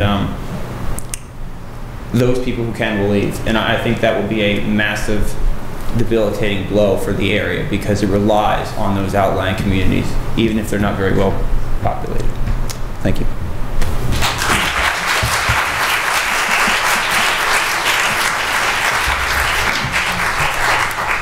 Pat Tracy.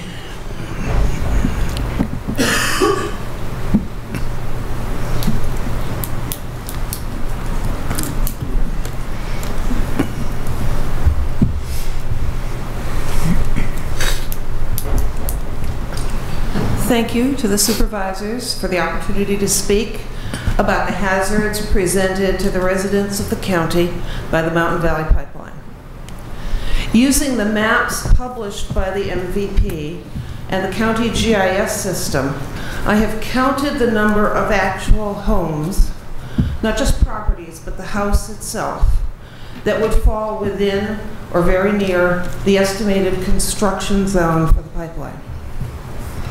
On the original route, in Montgomery County, the pipeline path follows largely the AEP power line, with some variations. Where it follows the power line, the maps issued last week by the MVP show the construction zone being just under the power line. And as I understand the AEP rules, that would not be allowed. They mandate a 30-foot safety zone from the foundation of their towers. So in that part of the route, I used a measure of 150 feet from the center of the power line. On the other routes, which are just vaguely placed lines on a map, I also used the 150-foot measure, though the line could vary in its final placement if the pipeline is permitted and the route is not changed. Along the original route, which goes through Preston Forest, across Mount Tabor and Catawba roads, and then through Elliston, I found 8 houses that would be taken by the construction zone if the pipeline goes south of the power line. 4 would be taken if it goes north. A few of those might be avoided by a pipeline zigzag, as someone at the Giles County Open House promised me they could, of course, do. But the line cannot zigzag in and out of the power line.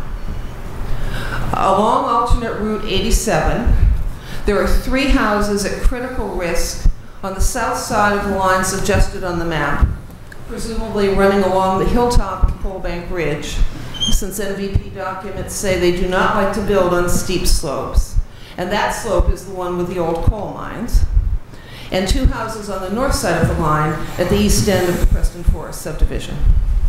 Along alternate Route 91, there are 4 houses at critical risk on the south side of the indicated pipeline path, which is also presumably the top of the ridge for the same reason. That one's even steeper than Coalbank Ridge. And 1 house at critical risk where that route crosses Mount Tabor Road. It should be also noted that if the pipeline follows alternate 91, that's the one that swings to the north of Preston Forest, goes along the top of the ridge, where it must, if it's going to be there at all, it will have to encompass all of Jefferson Forest Lane, which is right at the ridge top, the road itself.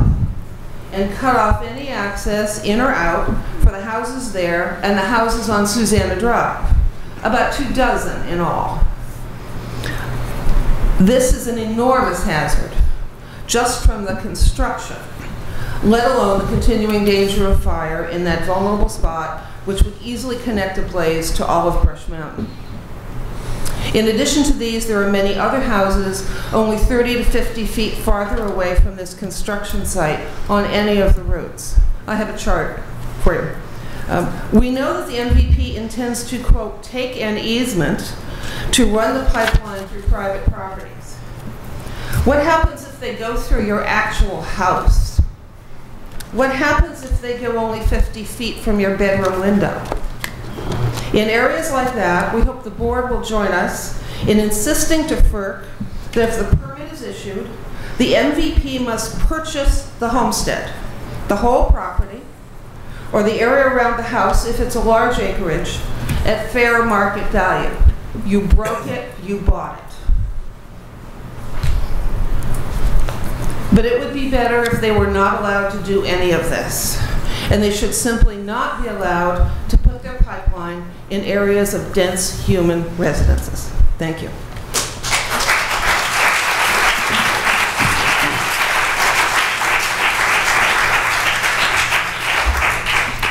Bob, Tracy.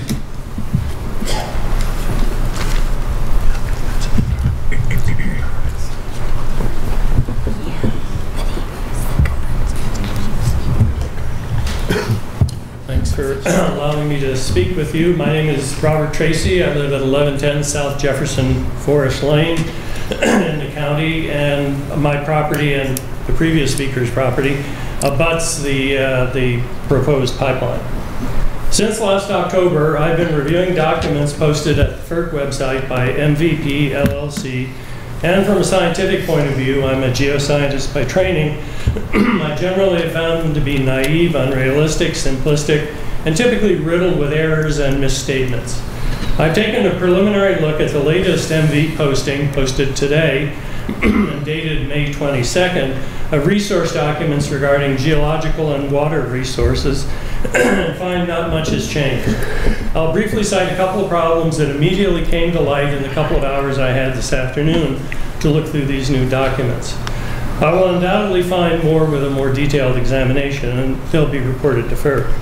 First, with regard to the need for blasting to site the proposed pipeline in a 7 to 10 foot deep trench, MVP Resource Report 6, Geological Resources, Appendix 6B, Depth to Bedrock by Milepost, indicates that rarely does bedrock reach the surface in our region. And the most common inferred depth in the new report is a minimum of 84 inches, a convenient 7 feet, to the top surface of bedrock. This is undoubtedly aimed at allaying our fears that a lot of blasting will be happening. Yet a walk through our hills shows that bedrock outcrops are common, and a general geologic analysis of the landforms typical of our region would suggest that this steep topography is supported by bedrock very near the surface everywhere except in wider stream valleys. The narrow, steep-walled streams in the hills are commonly floored by bedrock ledges over which the water flows in small cascades. Blasting each of these mountain watercourses, as the report says they will do, will inevitably lead to significant drainage issues and sediment pollution in downstream areas such as the New River drainage and the Toms Creek drainage. And specifically, the map on page 12 in Appendix 6B shows the pipeline route through Montgomery County as it crosses Brush Mountain just northeast of the 460 bypass. Today, I photographed a large bedrock outcrop exactly in the middle of the proposed pipeline route at a milepost that was indicated on the MVP map to have a minimum depth to bedrock of 84 inches. Lots of blasting, not good. Second, Appendix 6A of Resource Report 6 shows the bedrock geology along the pipeline route. The geologic map on page 40 shows Brush Mountain and Coalbank Hollow in the vicinity of Preston Forest and Coalbank Ridge neighborhoods. The whole of Coalbank Ridge is shown on this map as being underlain by the Elbrook Formation of Cambrian age. This is in fact the same rock that is quarried by Virginia Tech for Hokie Stone and is about 250 million years too old to have any coal in it. Yet we know that coal was mined along Coal Bank Hollow. And anyone who's driven past the north end of Coal Bank Ridge along the bypass knows that the rocks exposed in outcrop here, oops, bedrock outcrops again, looks nothing at all like Hokie stone. It is black, shaly, and carbon rich. Geology spectacularly wrong, also not good. If a very brief and cursory examination of this new resource report indicates such glaring errors, who knows what else lurks in it that's not correct and gives an overly optimistic view of the pipeline construction process and the problems that will plague it and afflict us. We simply cannot trust this company to do things correctly or to be honest about how they're doing them. Thank you.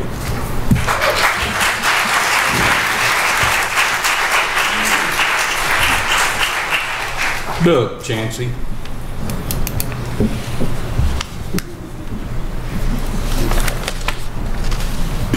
Good evening, Chairman Brown and the board. Here we are again. My name is Doug Chancey. I live at 2068 Luster's Gate Road, Montgomery County. That's about 4 miles from the proposed compressor station, right? My family's property has about at least 3/4 to a mile of the North Fork of the Roanoke River directly in front of it. And as our scientists said, there's going to be a lot of sediment. Well, the wildlife and fisheries people were just out all excited about the chunk mounds that these fish make in the river. So there's still a lot of activity in the river that will end when it's all sediment. So I really only want to talk about 2 things tonight. And I know I've been up here yelling at you guys, and I'm sorry about that. I'm going to try not to raise my voice tonight.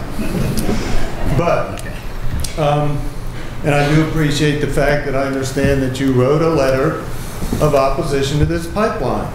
So, are we going to be able to answer questions with these gentlemen after this?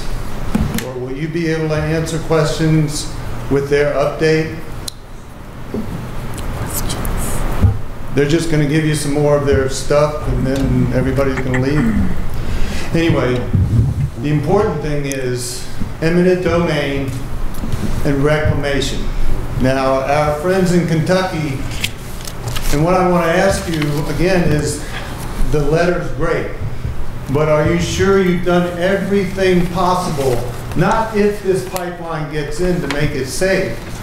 You know, I appreciate all our comments by all our citizenry, but we cannot talk about if this pipeline comes. It might explode. It might do this. It might do that. This pipeline cannot happen. Period. Since my last time speaking here, have you thought any more about putting solar panels on the public buildings in Montgomery County? Every public building in Montgomery County. Is there any proposals from the board to counter the lost revenue that will come to the quick store when the construction workers go in and buy their cigarette and beer? Because that's all that's going to happen. We've been told from people before that the only thing that happens, they come in with their trailers and they shop at the quick stores. What are you doing to help counter so that this pipeline doesn't go in? All right, eminent domain. Have you tried to find the appeals judge like they did in Kentucky that says that eminent domain cannot happen with a private corporation? These guys are not public servants. They're from a company, a private company. Please remember that. The other thing is reclamation. Reclamation, have you ever seen the forest under the transmission lines? A few years ago, I saw a whole new transmission line going over the mountain in Roanoke. Where did that come from? There's still a big scar there. And that's not from a 42-inch pipeline that wants 300 feet for construction and 125 feet. Are they going to put back every 40 to 80-year-old tree that stands now? Is that reclamation? Have you ever seen a reclamation site from any of these companies? It looks like a moonscape. So make sure that you understand what they mean by reclamation. Are they going to put the forest back? The second oldest forest in the world.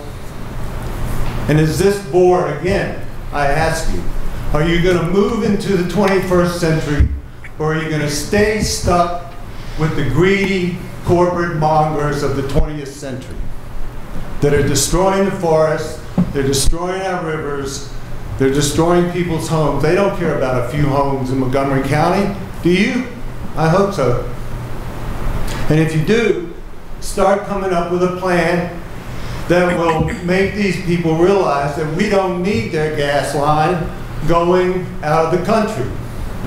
Because if this community wants it, you better get it now. That's what the company's telling you. You better get it now because it's going to be a lot more expensive to tap in once the pipeline's here. But this pipeline is not going to be here. And I hope you're doing everything possible to save our community from this pipeline, to save our children, to save our grandchildren, to 7 generations in the future. And if you're not, we'll have to get somebody new. Thank you very much. Thank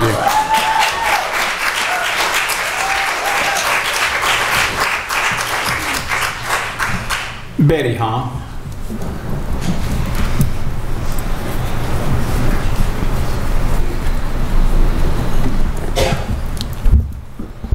Good evening. My name is Elizabeth Hahn. I live at 2068 Luster's Gate Road, Blacksburg, Virginia, in the county. I am vehemently opposed to this pipeline, regardless of which route it takes, for many, many reasons. A lot of them have been spoken about. Tonight, though, I want to focus on the proposed Swan compressor station. EQT and NextEra keep telling us they want to work with the community, but they've been very much less than transparent about the location of the Swan compressor station, and it's clear that they really don't care about this community like they keep saying. Still, it has become pretty obvious that they plan to put the compressor station in the pristine Catawba Valley. In their draft resource responses to FERC, the companies have said that there will be no impact at all on groundwater resources. This is absolutely ludicrous. How can a 10 to 40 acre compressor station be built in karst terrain with no impact? The issue is that the Catawba Valley contains the headwaters of the North Fork of the Roanoke River. The Roanoke River runs 400 miles from its headwaters in Montgomery County to coastal North Carolina and provides drinking water for more than 1 million people. Further, the Catawba Valley is a National Rural Historic District. Clearly, a 42-inch pipeline is not in accordance with the idea of a National Rural Historic District. We're very concerned about the Swan compressor station causing water, air, noise, and light pollution for a large number of people. Further, the Roanoke River has endangered species in it, including the Roanoke log perch. And what happens to them when this compressor station and pipeline go in? It is absolutely imperative that this pipeline and this compressor station not be allowed to come through this pristine rural valley. Until very recently, I was a teacher of Appalachian Studies at Virginia Tech, and I am all too familiar with the old story of corporations coming into Appalachia with promises and lies and leaving lives in ruin. I hate to think how people will react if this pipeline is approved, but I don't think that, honestly, people are going to stand for it. And I'm here to say we are not going to stand for this assault on our environment and way of life. So all I can say is, Mountain Valley Pipeline, beware if you insist on coming through here. Thank you.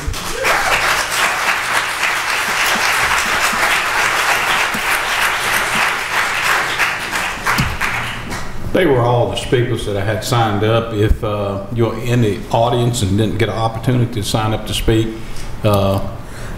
just, okay, you have 5 minutes, come and state your name and address, and you raise your hand, I'll recognize you. Hi, my name is Bill Henley. I'm at 4321 Shady Grove Lane, and I'm on the Route 93 alternate. I know that economic considerations play a large part in this. There's a lot of money at stake. But I just wanted to let you know that there are people who are going to be hurt by this. And I just want you to consider that as you firm your stance. My family and I are direct hits on the alternative route, which may or may not be chosen. But what that boils down to for my family is that they are going to take our land. Sure, they're going to pay us some sum.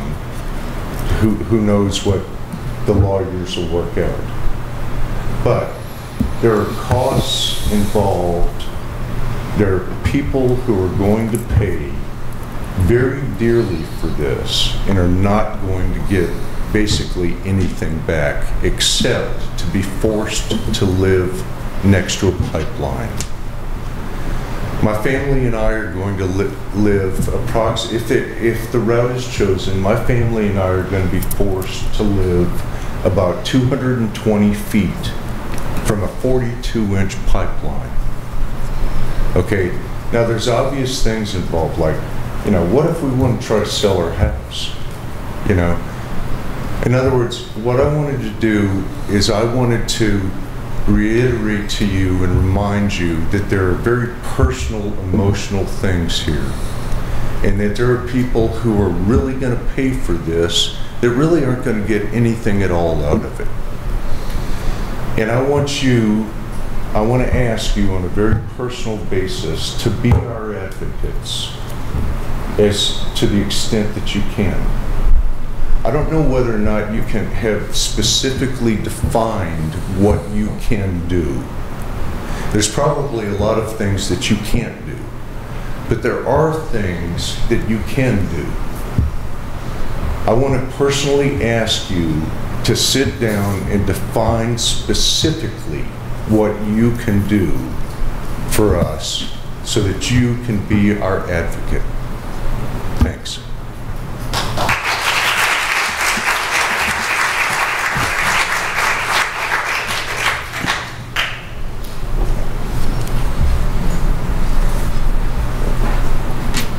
Hi, I'm Robin Scully Boucher. I live at 2155 Mount Tabor Road, also known as Chinkopin Hill. I thank you all for allowing us to come up and speak today. I'm going to make a personal statement. I've made a lot of op-ed pieces, I've responded to newspapers, I've written a lot of letters about the facts, but I'm going to make a personal statement also. I live in the middle of many of the alternatives. None of them are in my backyard per se. In 1981, I bought that piece of property with my ex-husband, and my husband and I, over the course of over 30 years, built the home that we are living in now, a passive solar home. We waited a long time to have our children so that we could make sure that they were living in a place that was both finished, we were settled in our careers, and that we felt that the house would be a good place for them to be in a valley that's clean, the water's clean. And the children I have now are 10 and 14.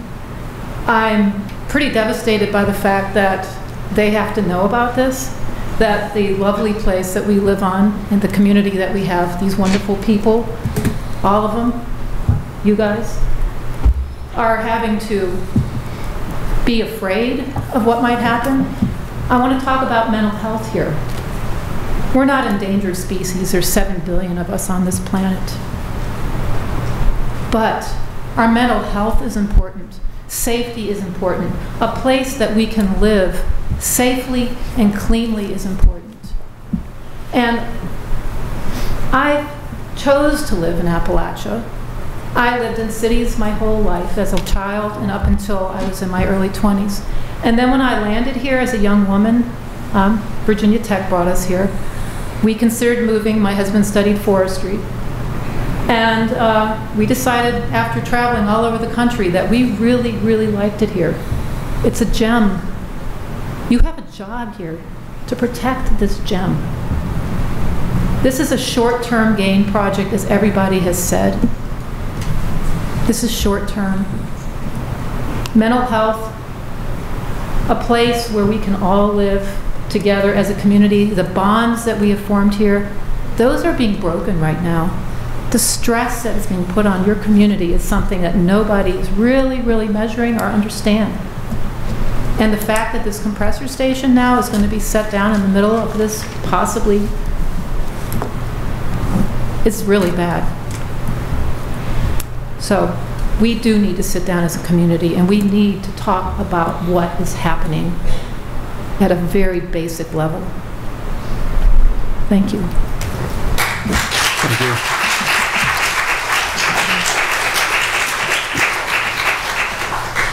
Is there anyone else?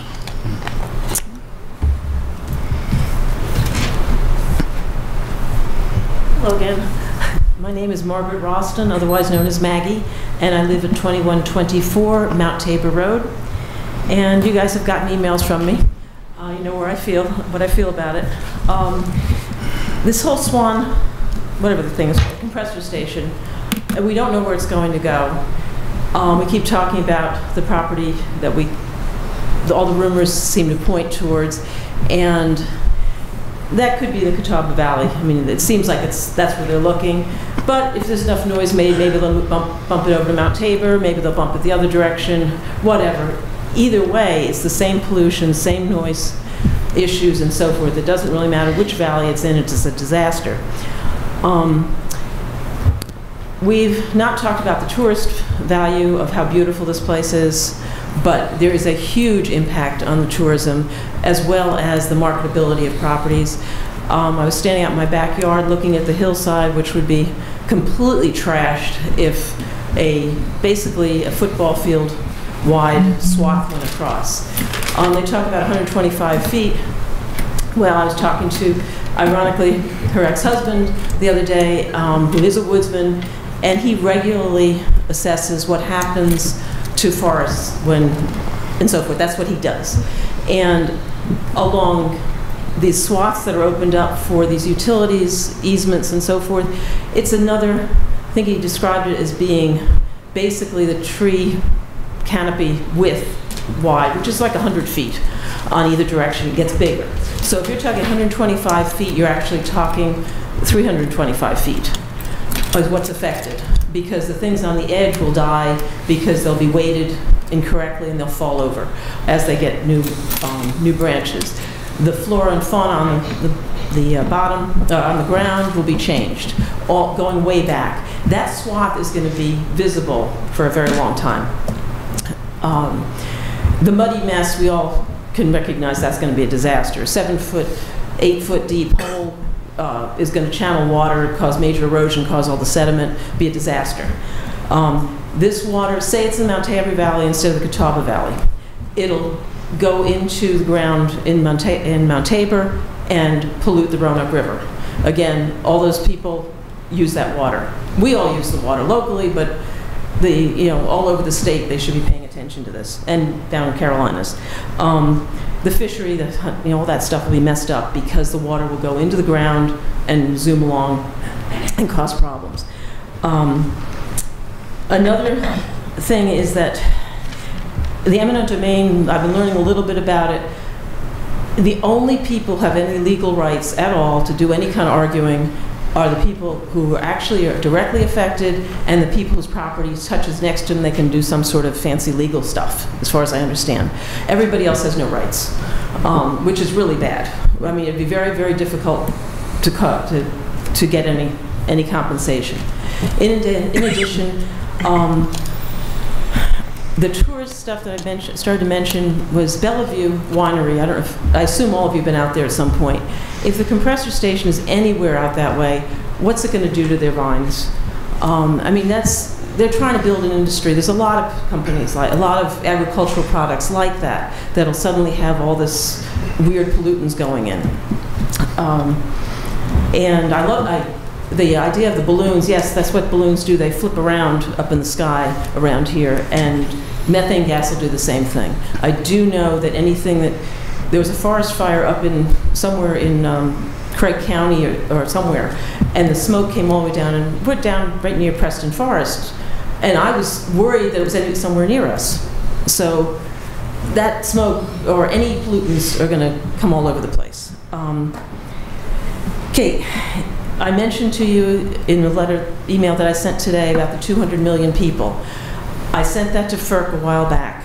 200 million people worth of water in 8 years would be completely destroyed by fracked gas, by the pollution, the amount of water wasted fracking gas by just 10 companies.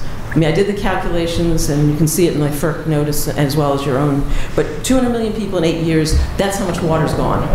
And that's only 10 companies. Now, I expect there's a whole lot more than 10 companies out there. I just took 10 as a number, and I used EPA figures, I used EQT's figures, where they were bragging how little water they wasted. They didn't call wasting it, they called it, whatever, burying it somewhere. But that's, you know, hopefully you'll be against fracking completely in Montgomery County. I mean, I hope that happens. Take care. Thank you.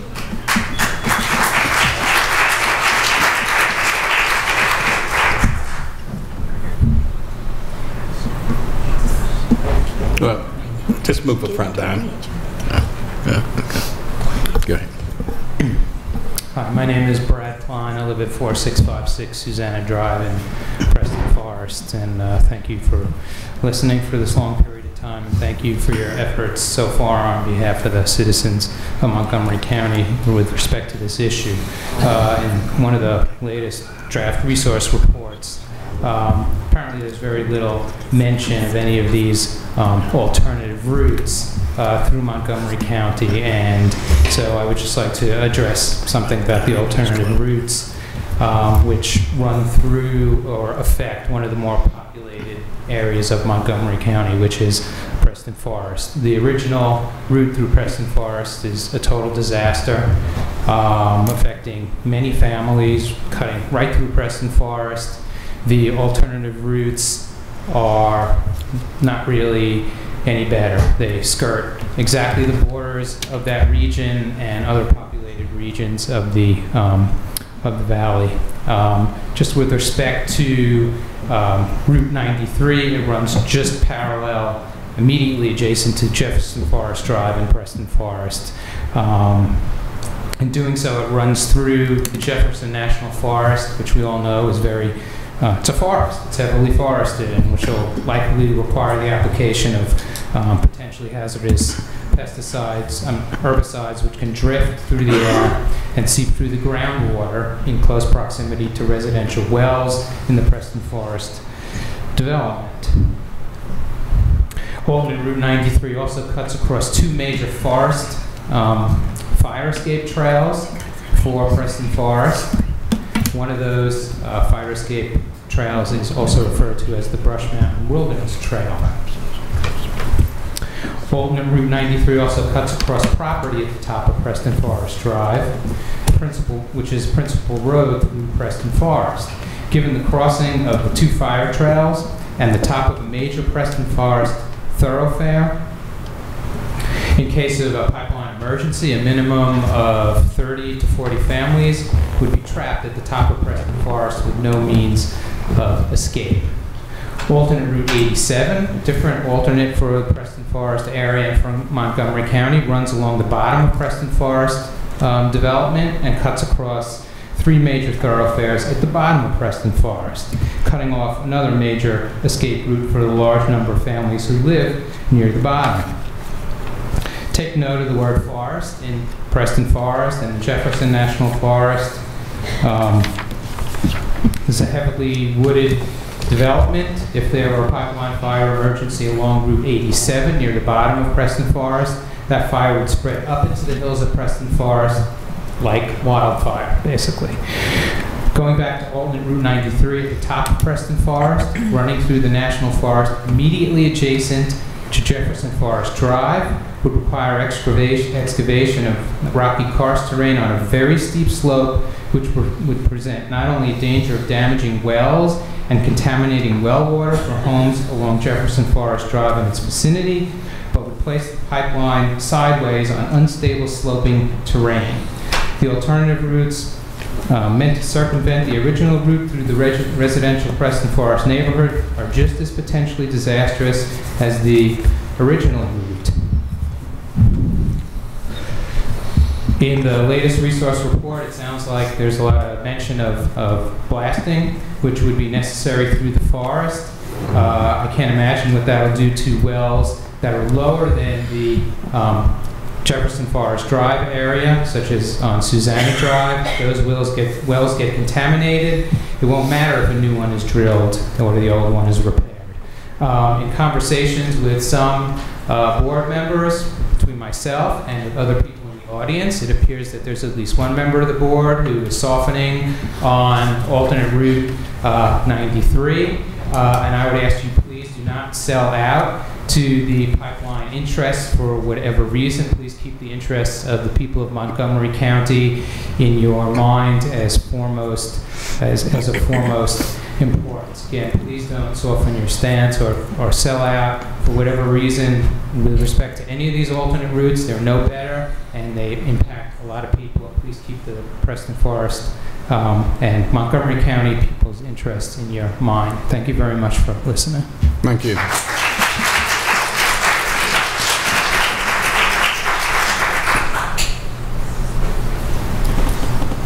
My name is Diana Richardson. I live at 1431 Breckenridge Drive in Blacksburg. Several people have suggested that you take action to help the citizens of Montgomery County, and I came bearing a solution, at least a suggestion. Earlier today, I met with representatives from the following: the Roanoke Cool Cities, the Executive Director of the Blue Ridge Land Conservancy, the Planning Commission for Roanoke County, the President of the Conserve Craig County, the New River Land Trust, Franklin County landowners and Preserve Franklin County representatives, the Roanoke Assistant Manager, the Preserve Roanoke County representative, the Roanoke President of the Blue Ridge Land Conservancy, the Administrator for Craig County, the Roanoke River Basin Association representative, the Appalachian Trail Conservancy representative, and a Preserve Giles County representative. I mention all these people so that you realize that there are many groups out there. We're not alone as citizens, and you're not alone as a board, that are very fearful of the Mountain Valley Pipeline and its effects and the problems with not looking deeply into our concerns.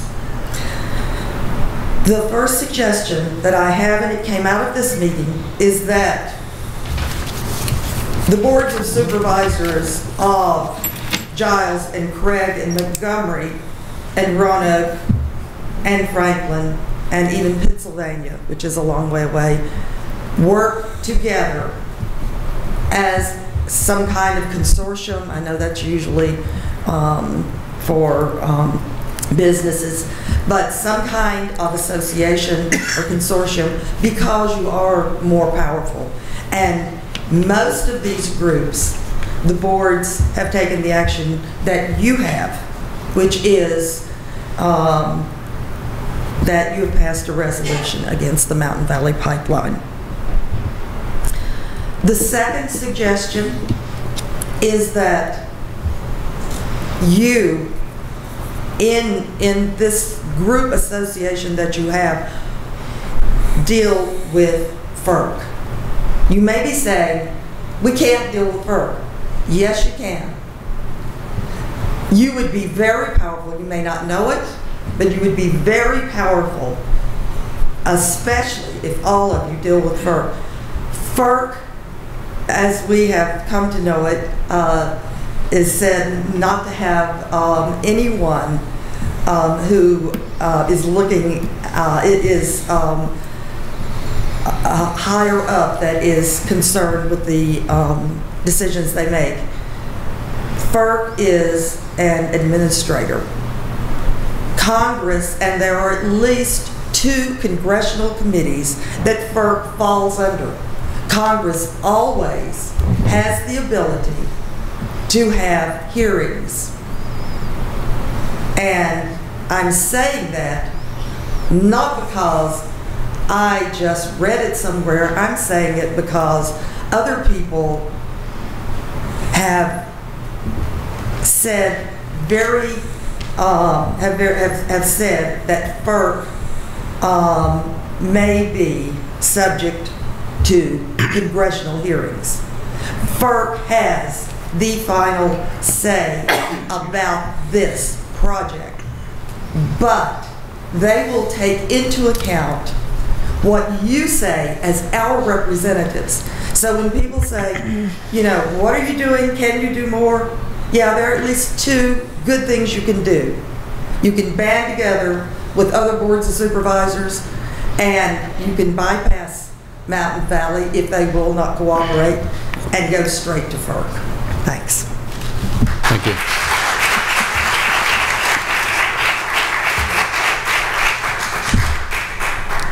Anyone else may wish to speak? Seeing no one coming forward, I'm going to close the public address session this evening, and then we're going to recess for about 5 minutes. Thank you.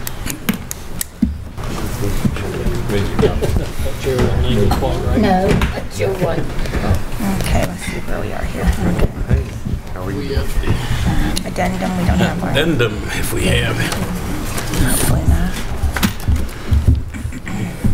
Okay, we're back in session. Do we have an addendum, Mr. Meadows? No, sir. We have nothing to add this evening. The next item is consent agenda. So moved. Second. Whatever. Okay. Have a motion and a second to approve the consent agenda. Would the clerk please call the roll? Mr. Tuck? Aye. Mr. Gabriel? Aye. Mr. Creed? Aye. Mr. King? Aye. Ms. Biggs? Aye. Ms. Perkins? Aye. Chair Brown? Aye. 7 ayes. Need a motion to go into work session. Be it resolved, the Board of Supervisors hereby enters into work session for the purpose of discussing the following. Mountain Valley Pipeline officials from MVP will update the board on information regarding the project. Motion. So moved. Second. Have a motion and a second. Would the clerk please call the roll? Mr. Gabriel? Aye. Mr. Creed? Aye. Mr. King? Aye. Ms. Biggs? Aye. Ms. Perkins? Aye. Mr. Tuck? Aye. Chair Brown? Aye. 7 ayes. We are in work session. It's time for the update from Mountain Valley officials. Maurice, glad to have you with us this evening.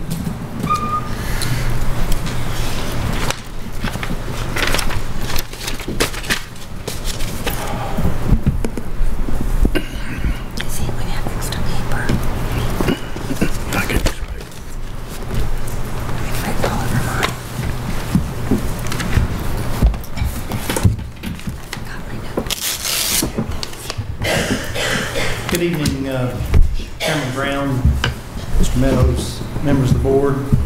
My name is Maurice Royster. I'm with EQT Corporation. Also have with me Aaron Ruby from Capital Results, who is also representing the Mountain Valley Pipeline. Thank you for the opportunity to follow up with you today on the Mountain Valley Pipeline project. As you all recall, we are in the pre-filing process of the Mountain Valley Pipeline.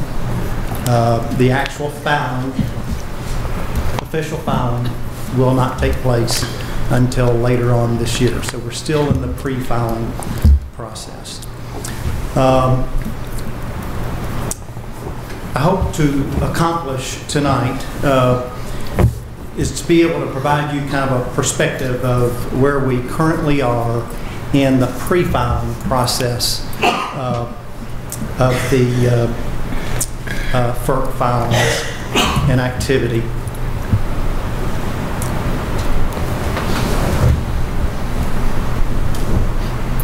As you know, since March, we've been performing extensive civil surveys and environmental studies along each of the routes in order to determine the route with the least overall impact to landowners, to the environment, to culture and historic resources. Our specialized teams are currently out in the field analyzing environmental features such as streams and wetlands, plant, animal species, geologic characteristics, as well as cultural resources such as historical structures. We know karst has been a major concern in Montgomery County, so we hired the Blacksburg-based engineering firm Draper 8 & Associates to help us evaluate karst features in the region and develop plans to minimize impacts on those areas. Draper 8 is one of the foremost regional and national experts in karst analysis, and the firm has more than 3 decades of experience analyzing and mapping karst in this region. A great deal of work remains to be done over the next several months. However, we're making significant progress and we're collecting a lot of valuable information. As you are aware, FERC has been collecting input from each of the impacted communities about the issues that folks would like to see addressed in the environmental impact statement next year. FERC hosted 6 scoping meetings earlier in May throughout the pipeline route, and the agency will continue gathering feedback through the scoping period for the pre-filing last through June. Additional filings will then be heard later through the formal process.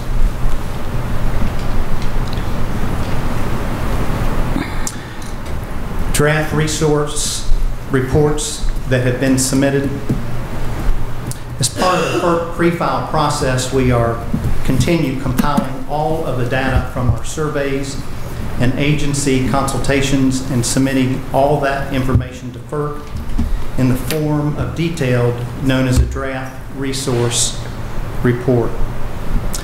These reports shown here evaluate potential impacts to environmental and cultural resources and outline the methods of the route modifications we would employ to minimize or avoid those impacts.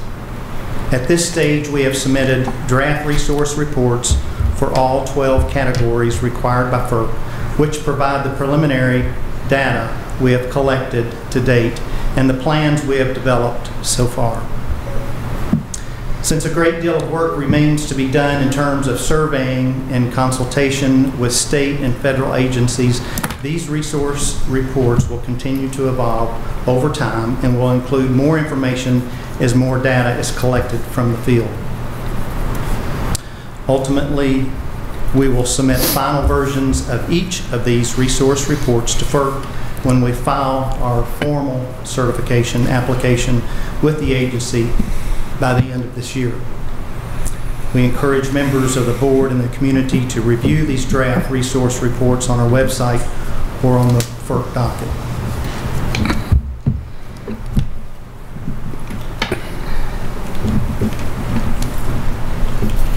In addition to the larger alternative routes we've announced in February, we continue to make minor route modifications on a parcel-by-parcel level in order to improve constructability and minimize impacts to individual landowners. These modifications are as a result of our on-the-ground surveys and the feedback we receive from individual landowners. On this screen, you will see more than 100 of these modifications from Draft Resource Report 10 that we submitted to FERC in April. Many of these modifications were a result of landowners' requests and good faith efforts on our part to increase distance from homes, ponds, and other environmental features, and minimize distance to streams and wetlands, as well as to minimize tree clearing. As we continue performing surveys and environmental studies over the next several months, we will continue modifying the routes to minimize impacts and potentially consider other alternatives. Obviously, any future modifications will be reported in future resource reports that will be submitted to FERC.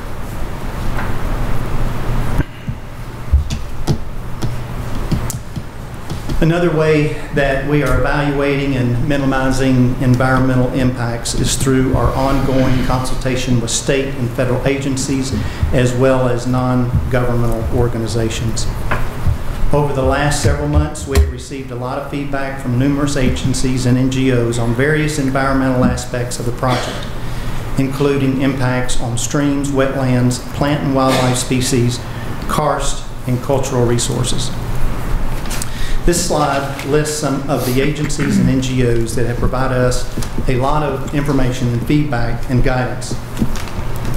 Some of their feedback has already resulted in modifications to the route and alternatives that we are currently evaluating. In the months ahead, we will continue working with these agencies and NGOs to further improve the routes and identify more ways to minimize impacts.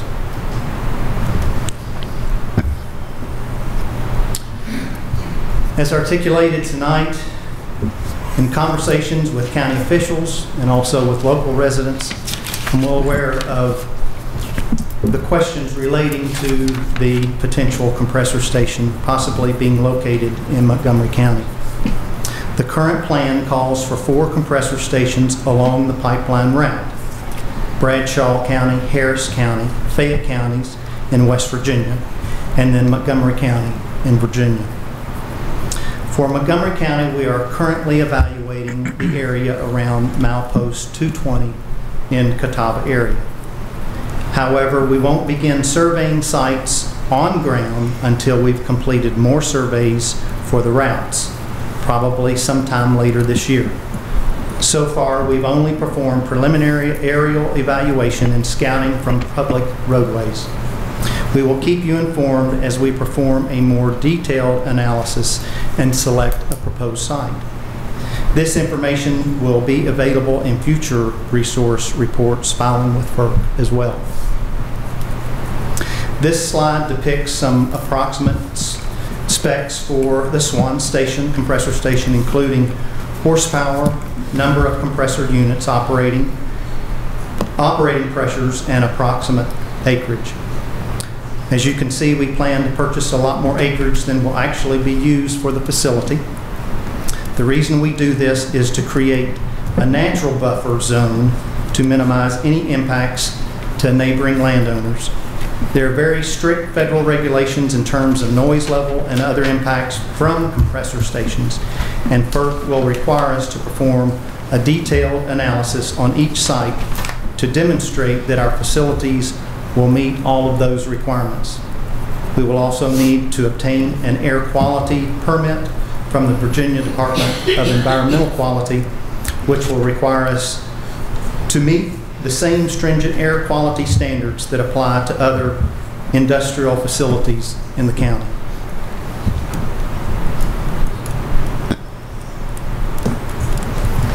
To give you an approximate idea of what the compressor station might look like, this is a recent photo of the Jefferson Station in Greene County, Pennsylvania.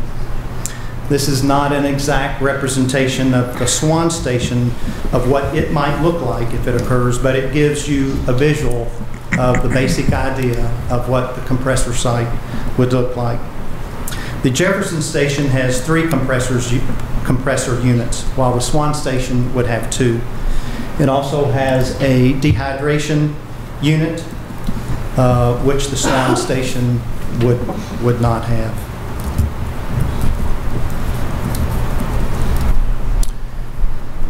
That concludes my update. At this point, as mentioned earlier, there is still a lot of fact-finding and studies that have to be conducted as we analyze a route that has least amount of impact.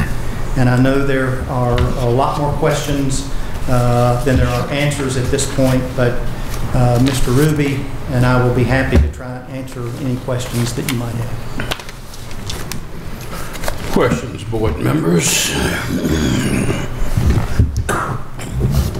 There you go. Yeah. At this point in time, which is the preferred route of the company? That's still under evaluation. So there isn't, and I understand it's under evaluation, but typically when you're looking at different routes, you'll rank them. Which one has got the best advantage? Which one of the routes is ranked as the highest? And as crazy as it may sound, we're unable to detect that at this point until we can gain more access onto properties and to be able to further that evaluation through the studies. As far as, several times during you talk about the positive economic benefits to the pipeline. And at the previous two meetings, I asked you some questions about, are there some customers that you have, someone in our area who signed up and said, hey, look, we're going to buy gas from this company. We're going to buy gas from this pipeline. Do you have anybody in Montgomery County or any of our surrounding counties that said, we'll sign on the dotted line, we'll commit? And that's a process that would be done through a local distributor. I'm personally not aware of any of those conversations. There could be conversations like that that are taking place with the local LDC. And these are some of the exact same questions I asked you the last two meetings. And so the answer really is, at this point in time, there is none.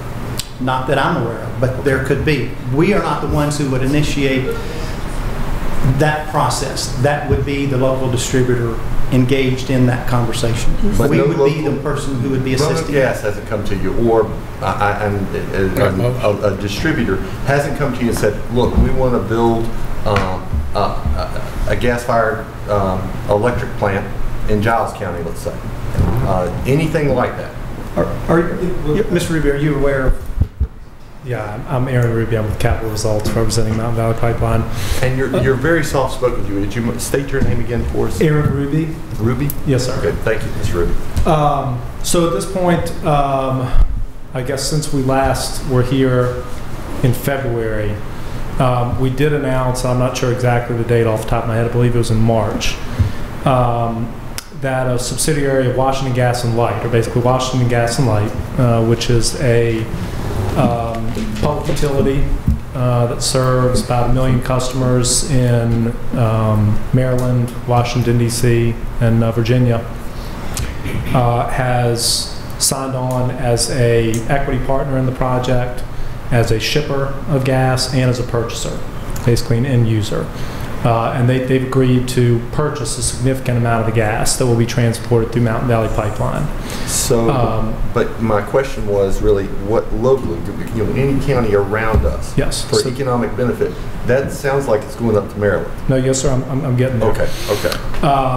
Secondly, as we have stated for some time, and as officials from Roanoke Gas have stated for some time, we have been communicating with them about the possibility of natural gas service in Franklin County, which currently has no access to natural gas and no gas distribution in the county.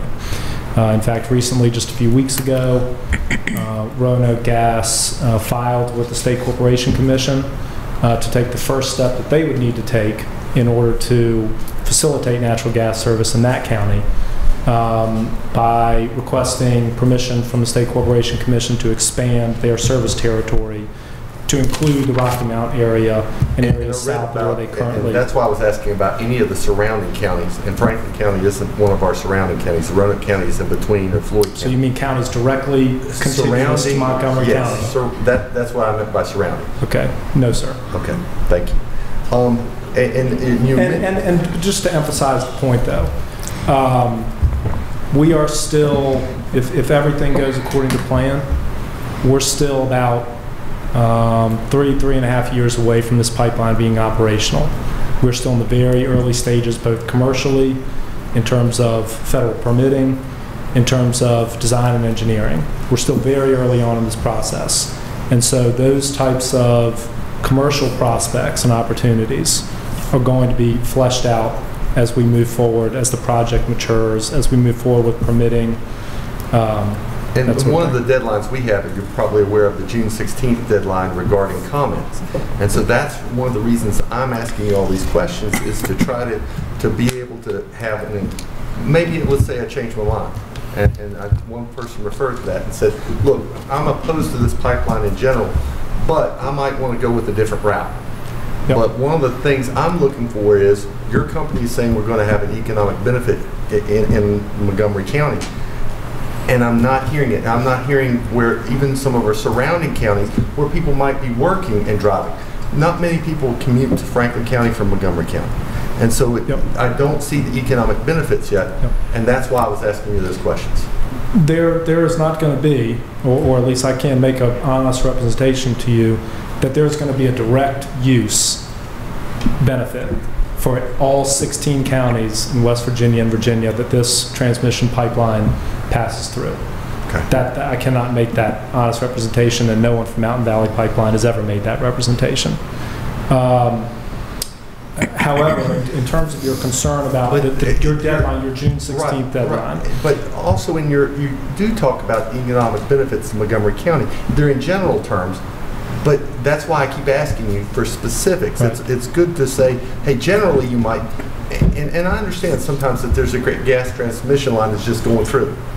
That's what it seems to me is, this is a gas transmission line that's just going through, and there really isn't any economic benefit to Montgomery County or any of the surrounding counties.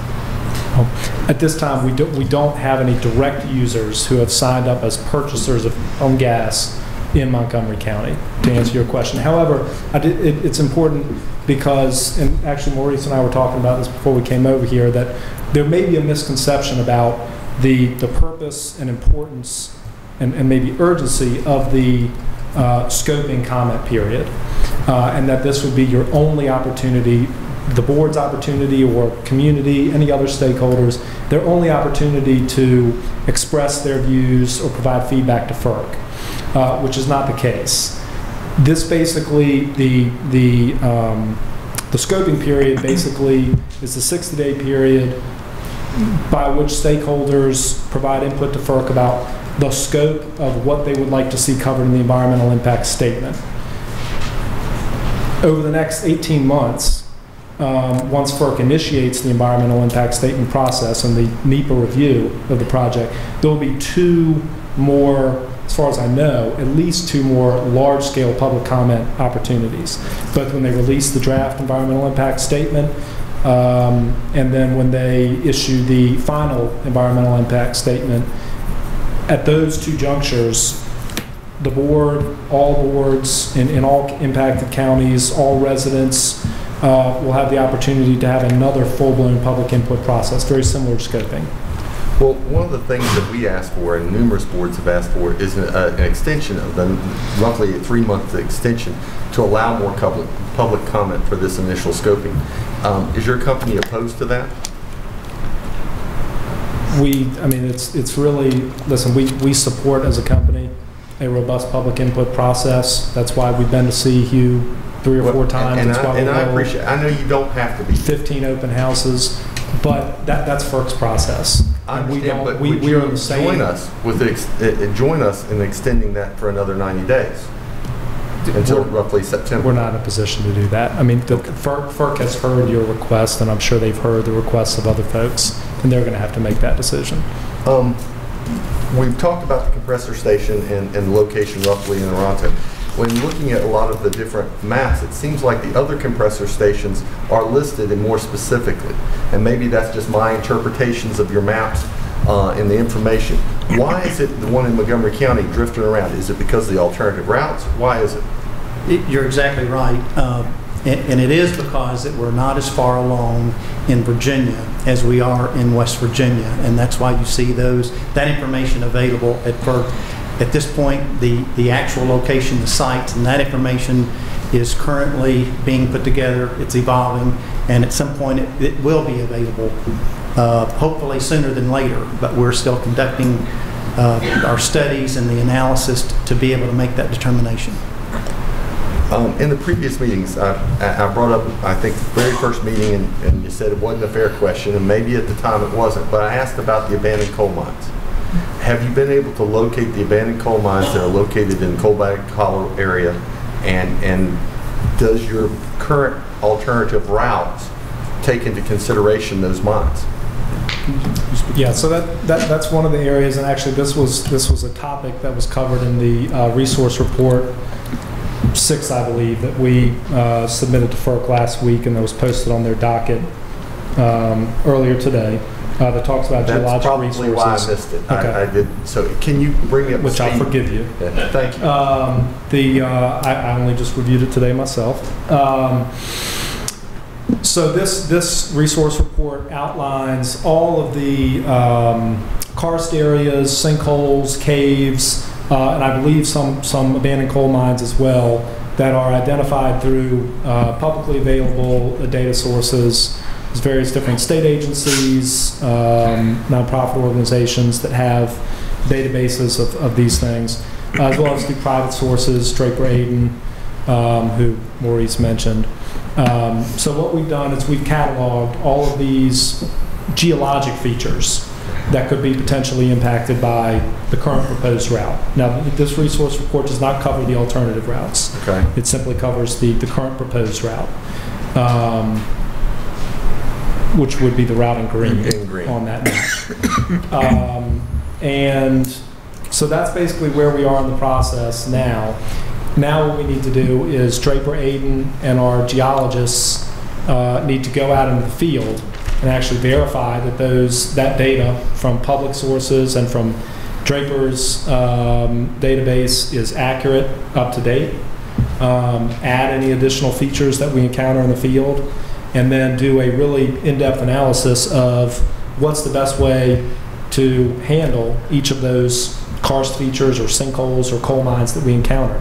Does it necessitate a modification of the route to avoid the area?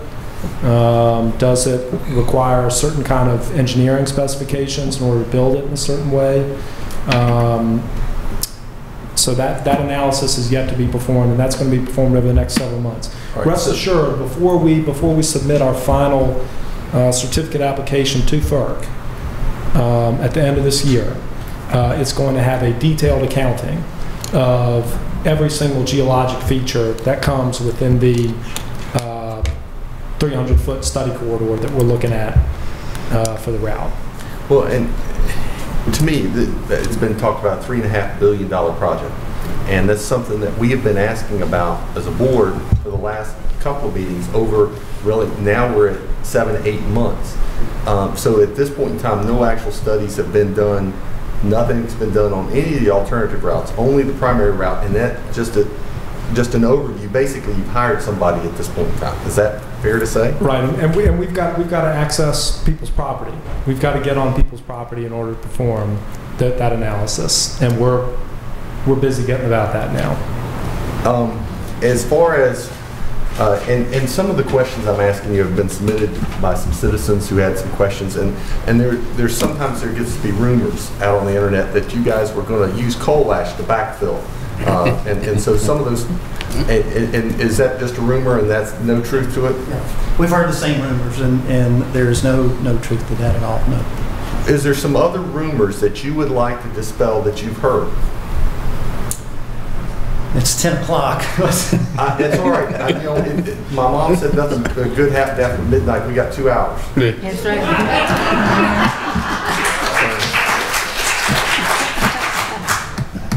Is there some that you want to address? I've got more questions if you would like, but I just thought I would give you that opportunity. Well, I think we've pretty much given you an update of where we are at this point, you know, from the company's perspective and the whole process. Well, I do have one thing that I would like to clarify, because I hope it would reassure some people or allay a concern that they have. I think we've heard several times tonight, and I've heard it with other audiences, concerns about the use of herbicides to maintain the right-of-way. And we have stated in a filing with FERC that we would not use herbicides to maintain the right-of-way. We intend to bush hog to clear the path. And that's something that we put in writing in a filing to FERC. And I appreciate that. I did read that. As far as when we were trying to... A couple of citizens asked if you could speak in the mic. I apologize. Okay. In the back. And I'm leaning backwards. We talked about some of the tax, we're supposed to get some tax benefits from the pipeline going through. And staff has tried to do an evaluation utilizing Pennsylvania County where there's a transmission line going through Pennsylvania County. And their projections don't match the company's projections. They just don't equal out. How are you guys coming up with it whether it be $1.5 billion or $500,000 in additional tax revenue to Montgomery County? How are you coming up with that figure?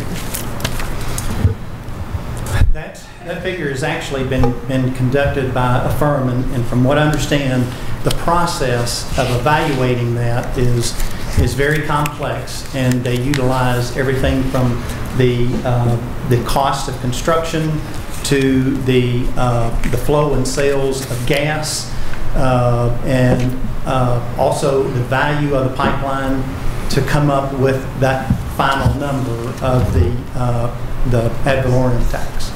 And going back to that, if we don't have those numbers, and remember that initial report, the economic benefit basically said, and I'm paraphrasing, don't trust anything that's in this report because it can't be verified. And so that, as a lawyer, that's the first paragraph that says that, and I'm immediately thinking, don't trust anything that's in this. Right. And so, is there any way that you can give us some verifiable information of how they're calculating it, so then we can evaluate how you're going through that process to come up with that tax dollar? I think and this is my understanding of the way that it's calculated, but the ad valorem tax is basically based on the value of the asset that's in the ground, the physical asset of the pipeline. That's calculated, I believe, by the state corporation or by the state corporation commission. The tax is paid to the state, and then they revert that back to you. I mean, we're happy to try to facilitate a discussion with the folks at the Virginia Department of Taxation on how that works. But you're coming up with some numbers, and I want to know how. That's where those are the sources for FTI Consulting that performed the analysis. Their source was the Virginia Department of Taxation. Their source is there, but where do the numbers that they're giving the tax department, where do those numbers come from? Do you understand? It's just like with a computer. If you put something in, if the numbers initially, when you give that to the tax revenue and you say this is what we're projecting, I'd like to see the actual numbers and break it down. Is that something that you would be willing to give us? Let's see. Let's work on that. Yeah, I'm happy to do that. And I'd like to go through the alternative routes that have been projected. And we'll just start off with 87, the lowest number, the alternative route. Can you help me understand why the company looked at that and said, this is a viable route, and here's the reasons why we're looking at this? And then go through each one of the routes.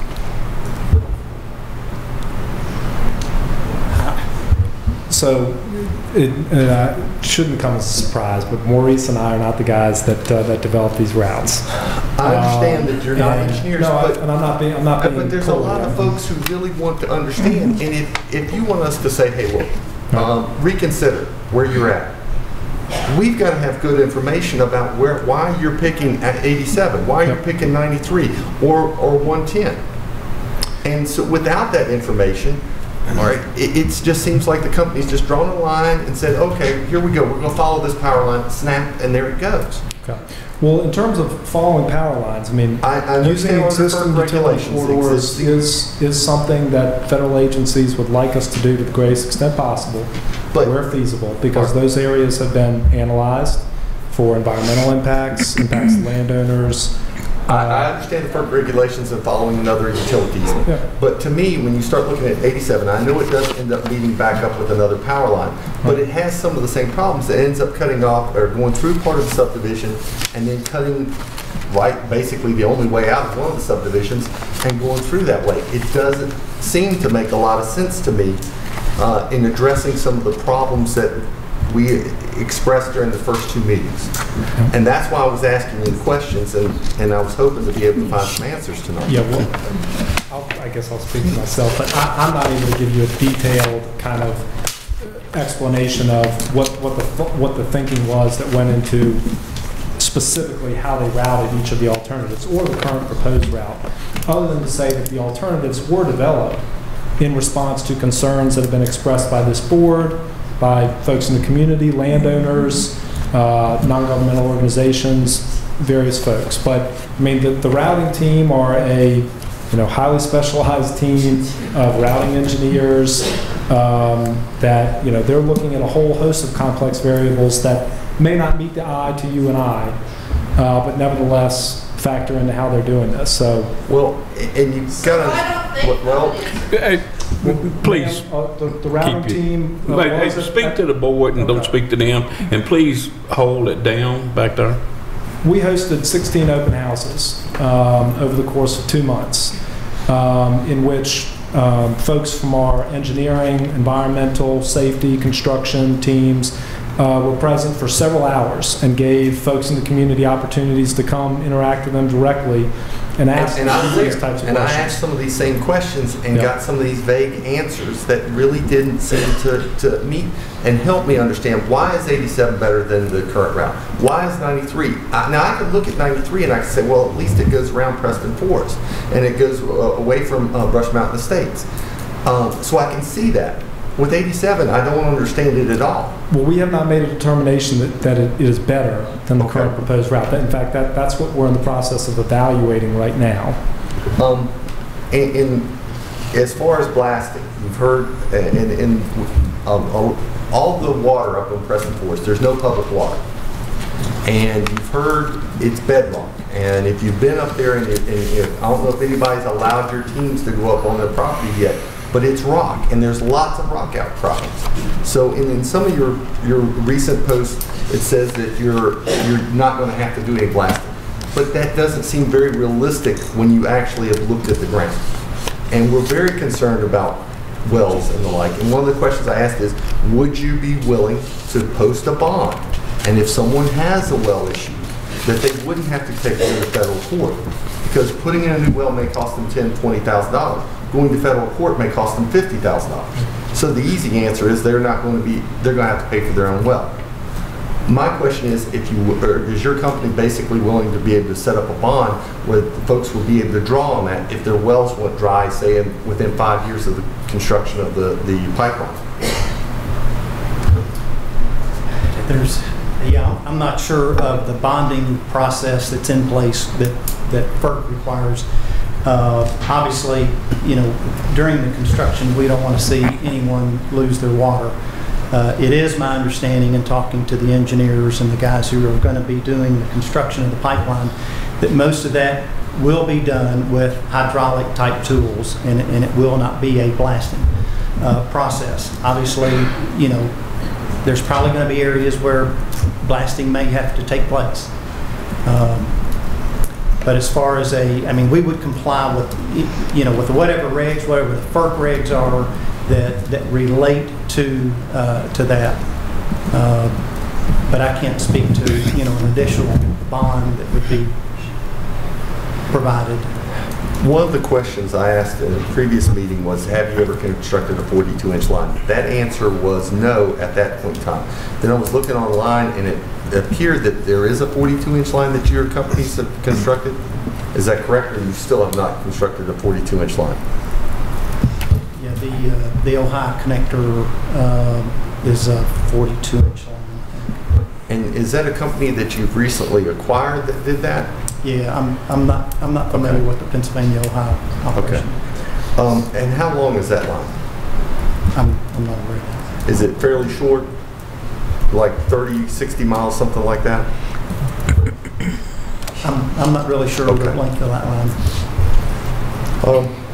I appreciate the answer to my questions. Appreciate you being here. But again, part of what I'm looking for is, I'm somebody, I think I've mentioned this meeting before. We've got a gas pipeline running through my family's property.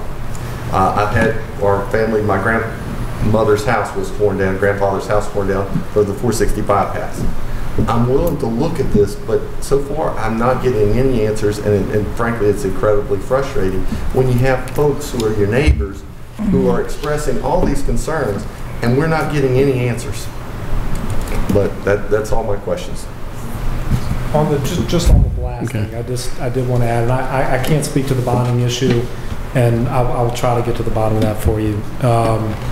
But we have said, and this was in a recent resource report filing, for any areas where we do have to perform blasting, we will set up pre-construction and post-construction monitoring of water wells that are within 150 feet of the area where we're doing that.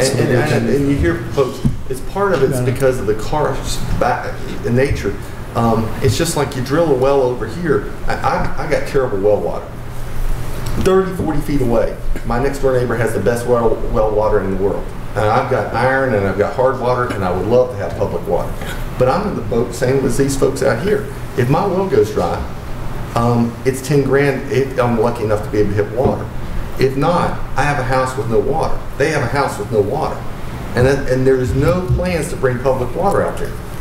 And that's what I'm really concerned about. And then them having to go to federal court to be able to assert and say, I need my well, and they're stuck basically with a house that they can't use. Right. Well, I mean, simply put, if our construction activities damage someone's well or deplete their well, we're going to make sure that they have a supply of potable water. We'll either repair the well, we'll build them a new well. Would you be willing to not to waive your right to have these hearings held and trials held in federal court, and rather let the state courts? I can't talk. That's not something I'm familiar with. I promise no more questions. Sorry. It's all right. Okay, Matt. I had a couple of kind of follow-ups to things that Mr. Tuck had asked. I remember this map, seen this map a few times, and earlier on, you mentioned that you're just not at a point where you know a route. So my question is very simple: is when will you know a route?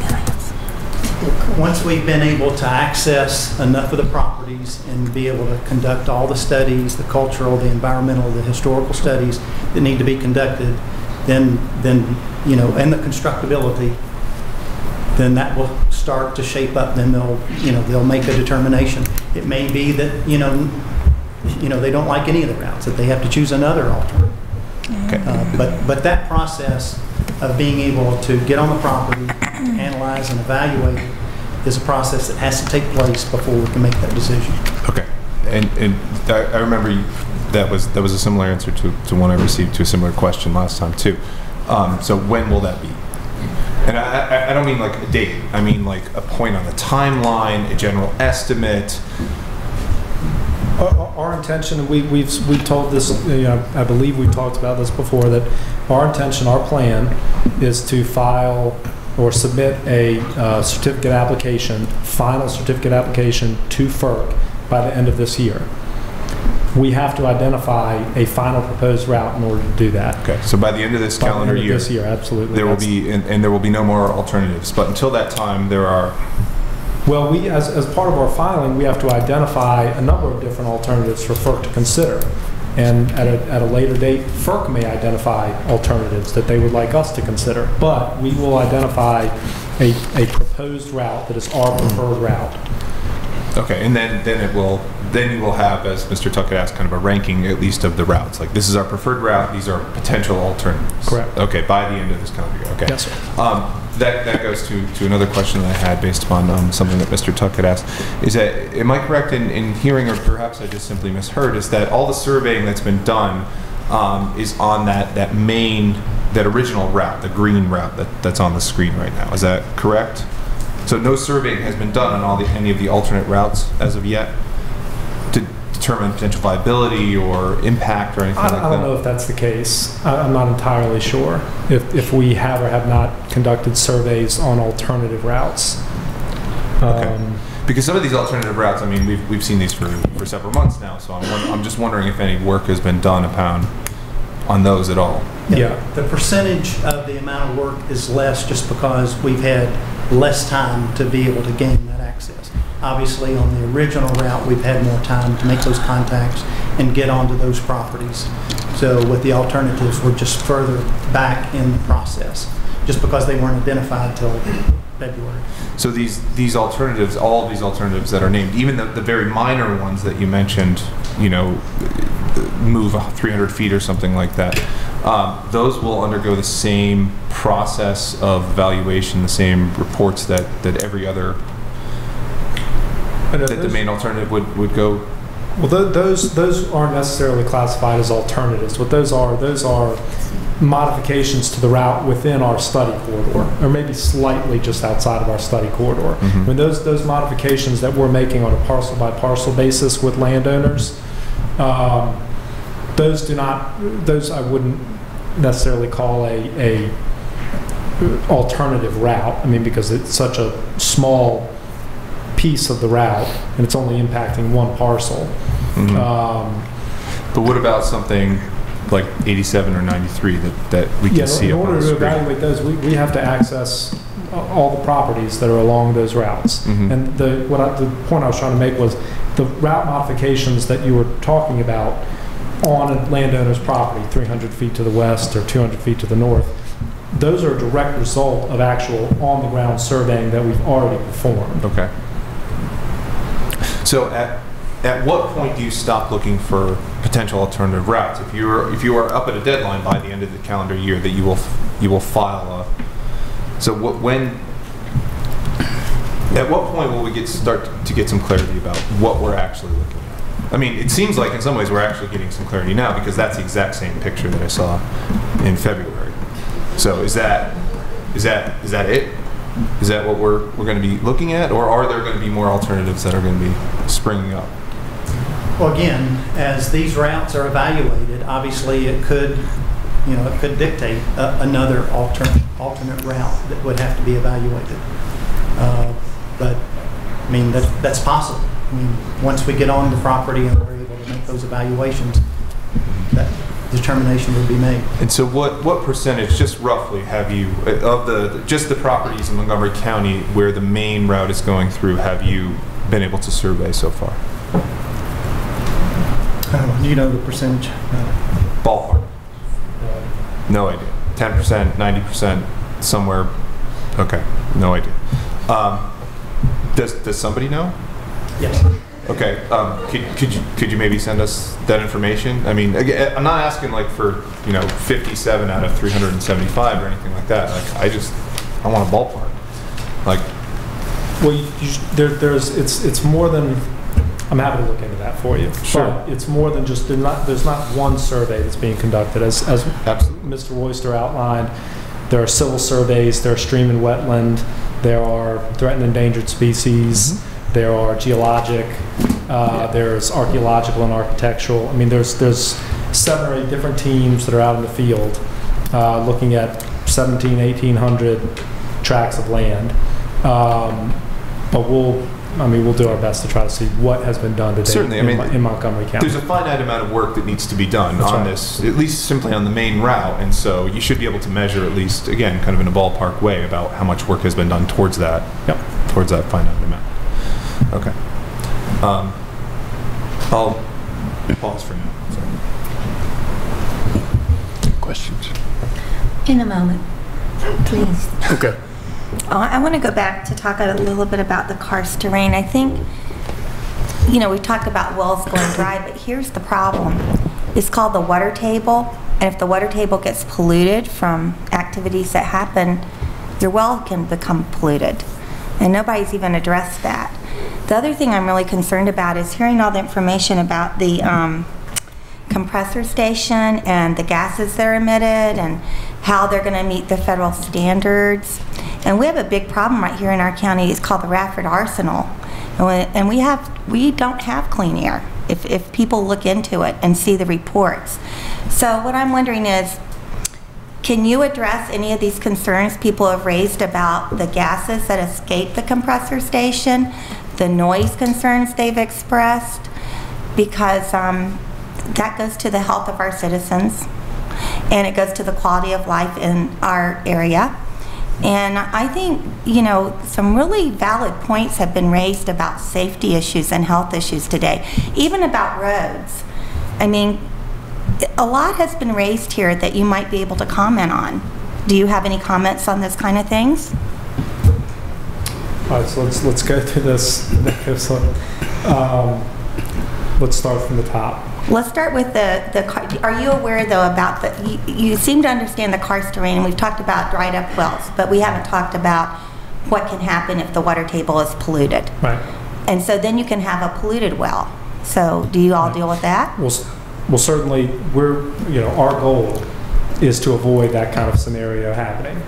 And what we're doing right now, whether it's working with Draper Aden or working with our own engineering and construction teams, is to fully analyze all of the areas that we're going through. There may be some areas with karst terrain, sinkholes, caves, where there's interaction between surface waters and groundwater that may not be suitable for pipeline construction. That's exactly the type of information that we're trying to evaluate as we speak right now.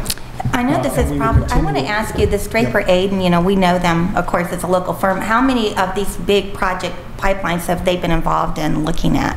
I don't know. Oh, okay. Yeah. All right, well, let's move on then to the air pollution. I'm concerned about the compressor station and all this stuff I was hearing tonight about can you comment on any of that? Yeah, so as Mr. Royster stated, in order to operate a compressor station, we would have to obtain an air quality permit from Virginia DEQ, Department of Environmental Quality, and it would have to meet various different federal air quality standards, same standards that are met by other emission sources in Montgomery County, elsewhere in the Commonwealth. I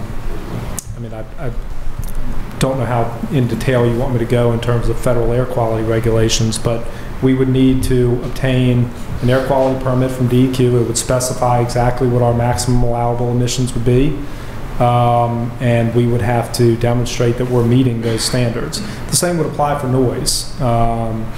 The federal government establishes pretty strict limits for noise levels that are permissible at the closest receptor point. That could be a house, a school, a hospital, a building, and we would have to demonstrate to FERC in order to get a certificate from them that our compressor station design would be able to meet those standards, and then we would have to demonstrate to inspectors that we're complying with those standards. Can you tell me how Montgomery County was chosen for the compressor station?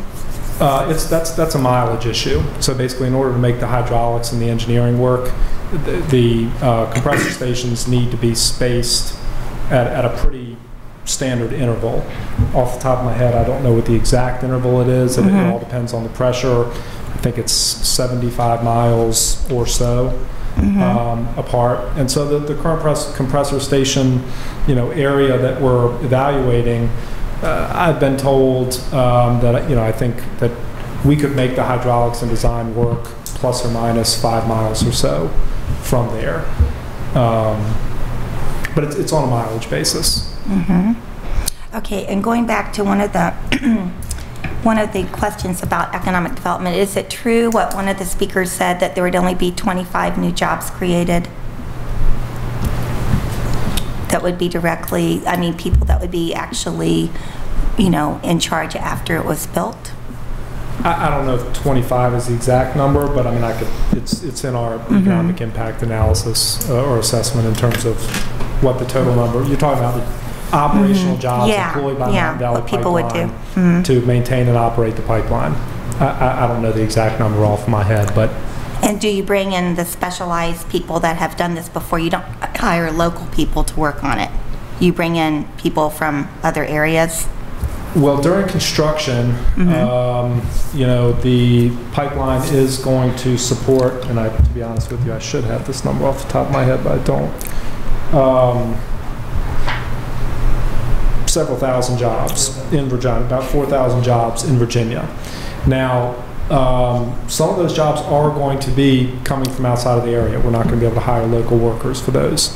Nevertheless, there will be significant opportunities for local contractors, equipment suppliers to perform work for the project. And in fact, right now we have a vendor registry on our website, and we've met with several professional associations, organizations in the area, encouraged all of their companies to register so that we can build a relationship with them and see if they might be qualified to participate in the project.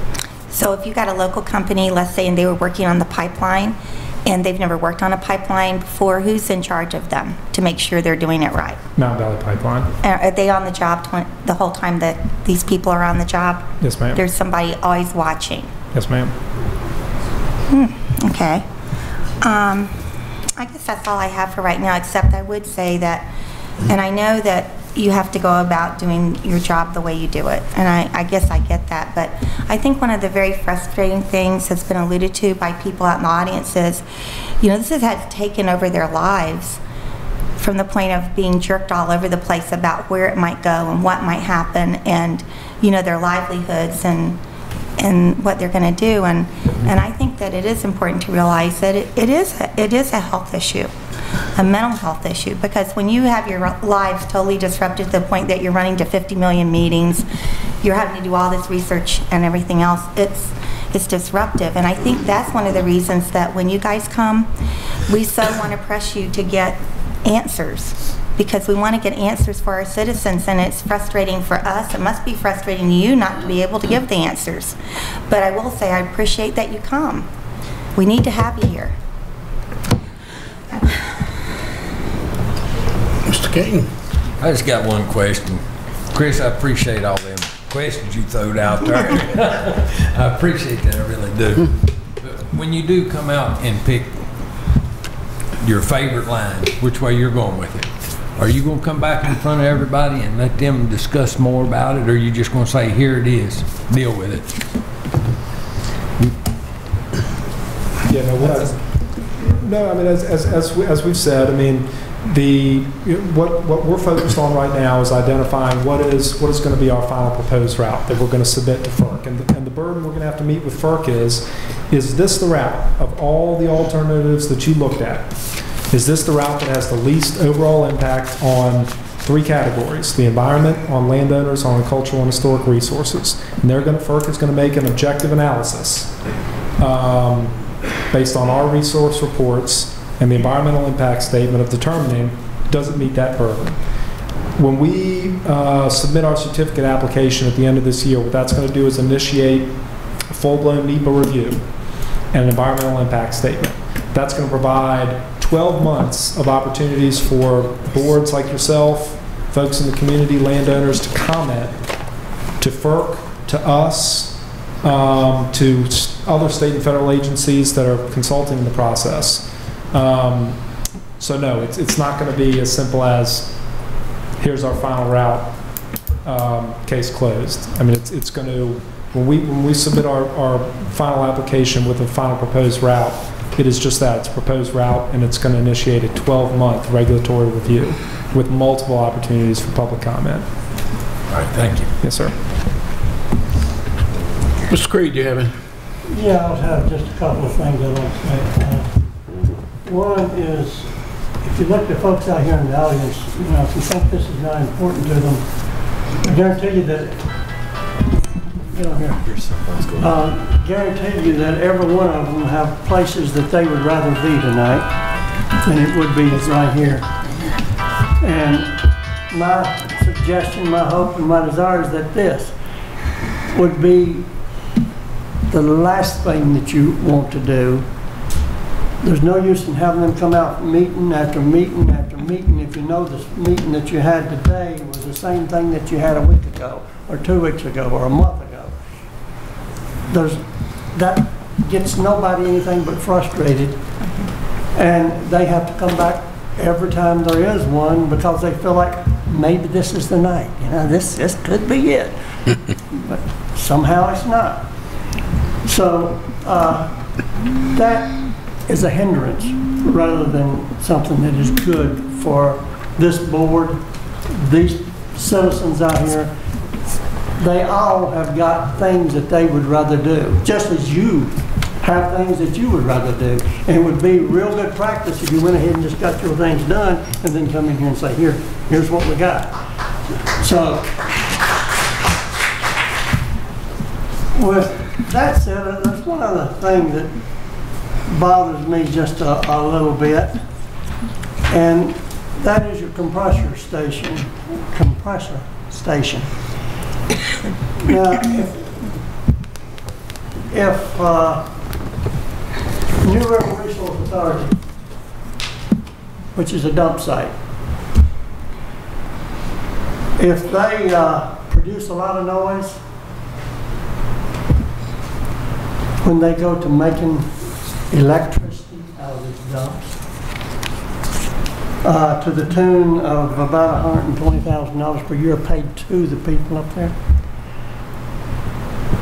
And I don't know why what y'all are doing shouldn't come with the same type of dollars back to wherever you may be giving them to in each of the counties and cities that you may be going through. But I understand that that's not your fight. Your fight that goes to Richmond, and I just don't, it's just something I don't understand. But I do know that when AEP has got a noise problem, this same New River Resource Authority has got big mufflers. They're about 20 foot or so around that they use to stop as much noise as they possibly can, not just for the value of the people, because there's not many people there. They're about 6 to 7 miles away from the nearest house. But yet they want to keep that noise down because there's animals there. There are workers there. They don't have to put in their, I've just been up there, their earplugs quite as often when you go with something that is a finished product of people who care about what they're doing. And if you're not, if your company is not, it's not you, if your company is not furnishing whatever it takes to get the noise level down, then woe be to them, because I think they should be made pay for it in some way. That's all I have. Okay. All right, it's back to me. And I wanted to wait until I heard what all the rest of the board members had to say, because what I wanted to say is piggybacking on a little bit of what Ms. Biggs said, but also what Robin Belcher said. I'm not sure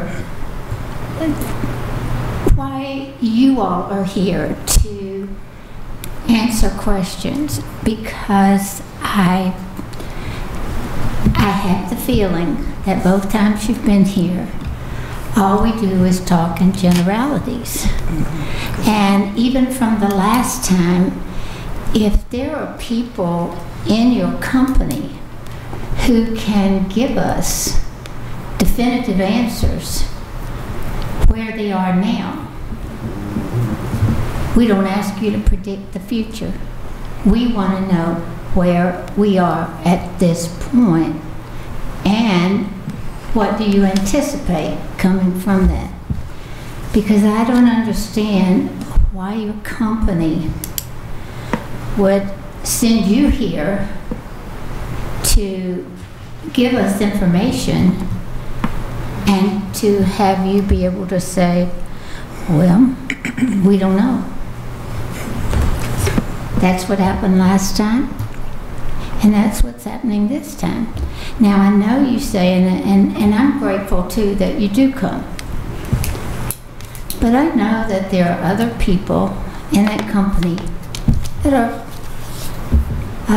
let's say, I don't know what your level of appointment is, but who are bound to have some of these answers at this point. And so my problem, and the part of the reason it's frustrating, is that, do you understand? I mean, does your company, not you, but does your company understand the anxiety, the frustration, the sense of not knowing, never having dealt with a pipeline like this? And to be asking questions or saying, can you promise this, that, or the other? But you know, no one's willing to promise anything. No one's willing to talk about the nitty-gritty of what's going on. And when you say, for instance, with economic development, there are significant opportunities. What does that mean? Significant opportunities, because if you've done power lines like, or gas lines like this before, then you ought to have some kind of understanding and be able to be a little more definitive about the answers than significant opportunities. And it does seem that when we ask the questions, you all do talk in generalities for the most part. From the last time when we met, there obviously there's not been anything that the company has said to you or to whomever that would give us any answers. And we're asking the same questions over and over and over. And so it gets to be pretty frustrating when those things occur. When you go to the doctor, don't you expect to get some answers? Sometimes the doctors say, well, no, we're going to have to, you know, do some more x-ray, but as far as we're concerned, you know, here's where it is. They don't speak in terms of significant opportunities, because I don't know what that means. So I suppose the thing that does frustrate me more than anything else is, number one, that we don't get answers. We get as many, I think, probably as you can give, but I think that's unfair to you. If they send you here without relevant information, everybody sitting out there certainly has looked it up, got it, and are with it. They don't come in and ask you whatever questions, and obviously when people say, well, that's just an emotional response to it, it's not a factual one. Well, if you were building this through my neighborhood, I'd be upset too. I would want some very specific answers as we go along. Now, I know people say, oh, well, we're not going to give any answers if it should change, because it might change. And so Mr. Gabriel, Mr. Tuck, both of us asked those kinds of, you know, said, well, when is it supposed to end up? And we don't get very many answers, but you did give Mr. Gabriel one by the end of the deal. The second thing is the compressor station. You did say that it was based on mileage. You don't know how many miles apart, but you know that it's X number of miles apart, and you have to have a compressor station because that lets off pressure from the pipeline. Is that correct? It actually adds pressure. Oh, it adds pressure. Make sure okay. that it has But from the pipeline or from that compressor station come obvious particles. And people are concerned. As Ms. Biggs said, for a long time we had yellow smoke that came out from the Radford Arsenal, but of course it did give people jobs. This one doesn't look like it's going to be, once it's finished, there are going to be jobs from what you all say. Not a lot of them anyway. But the compressor station, and I don't know if you all have been down into the Catawba Valley, but to put a compressor station where that valley is, to me, is ludicrous.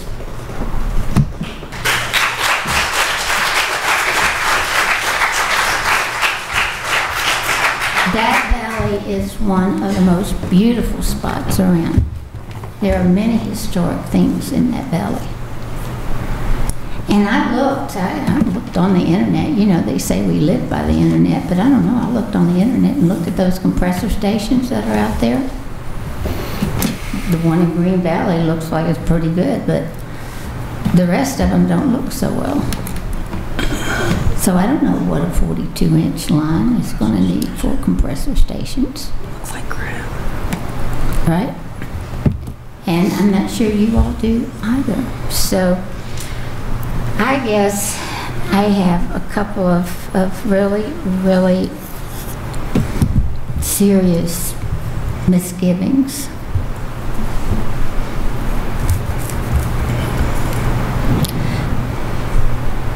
I don't really understand why it is that we have to have another pipeline going through here, except to make money for the company. I do know that maybe people in Franklin County do want it because it goes straight through there. They don't have access to it. It's not that we don't want our neighbors to have things that will help them and have economic benefits. It's just that it doesn't seem like to me it's totally necessary. I also looked at a map and a schematic drawing of how many compressor stations there are in the United States and how many pipelines. It boggles the mind.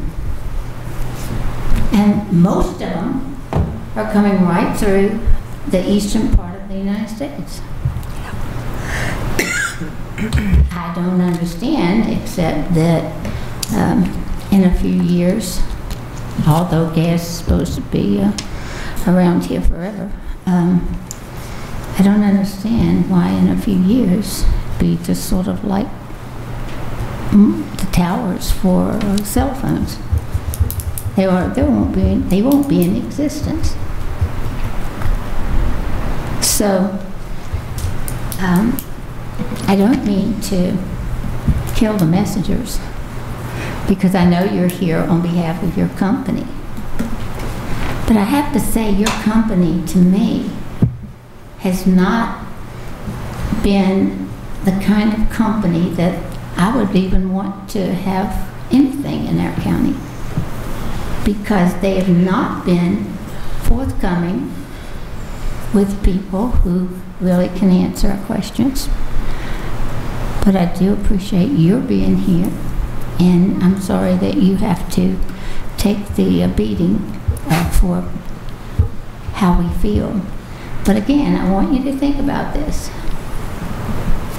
If it was going through your backyard, how anxious would you be if over and over again you ask the same questions and you get the same answer, and the answer is, I don't know. So, anyway, thanks for coming again. But at the same time, if you come again, how about coming with some real definitive answers? Thank you.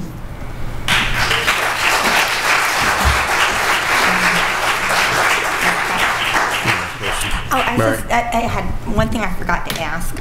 You know, like how you had your list of federal agencies, and one of the things I didn't see on there was the Department of Agriculture. And the reason I'm bringing that up is that people have specifically talked about having, you know, their animals and their livestock on land and that kind of thing. Is that a department that you would, or would the company, you know, connect with? Just, I don't know if they have anything like that, but I just wondered about that. Yeah, I'm not aware of any consultation we've had with the Department of Agriculture, either at the federal or state level, but I'll look into that and see. Because I didn't see that on your list, that was all. No, that was not a comprehensive list at all. I mean, there oh, so it might be on there. It might be, okay. There are dozens of federal and state agencies that we're consulting with. Because people have brought up livestock, so yeah. Oh, yes, ma'am. Okay.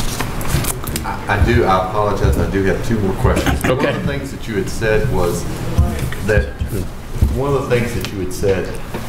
that we'd have plenty of time and that FERC may come up with their own route. But when we reached out to FERC, FERC said no, they would not come up with their own routes.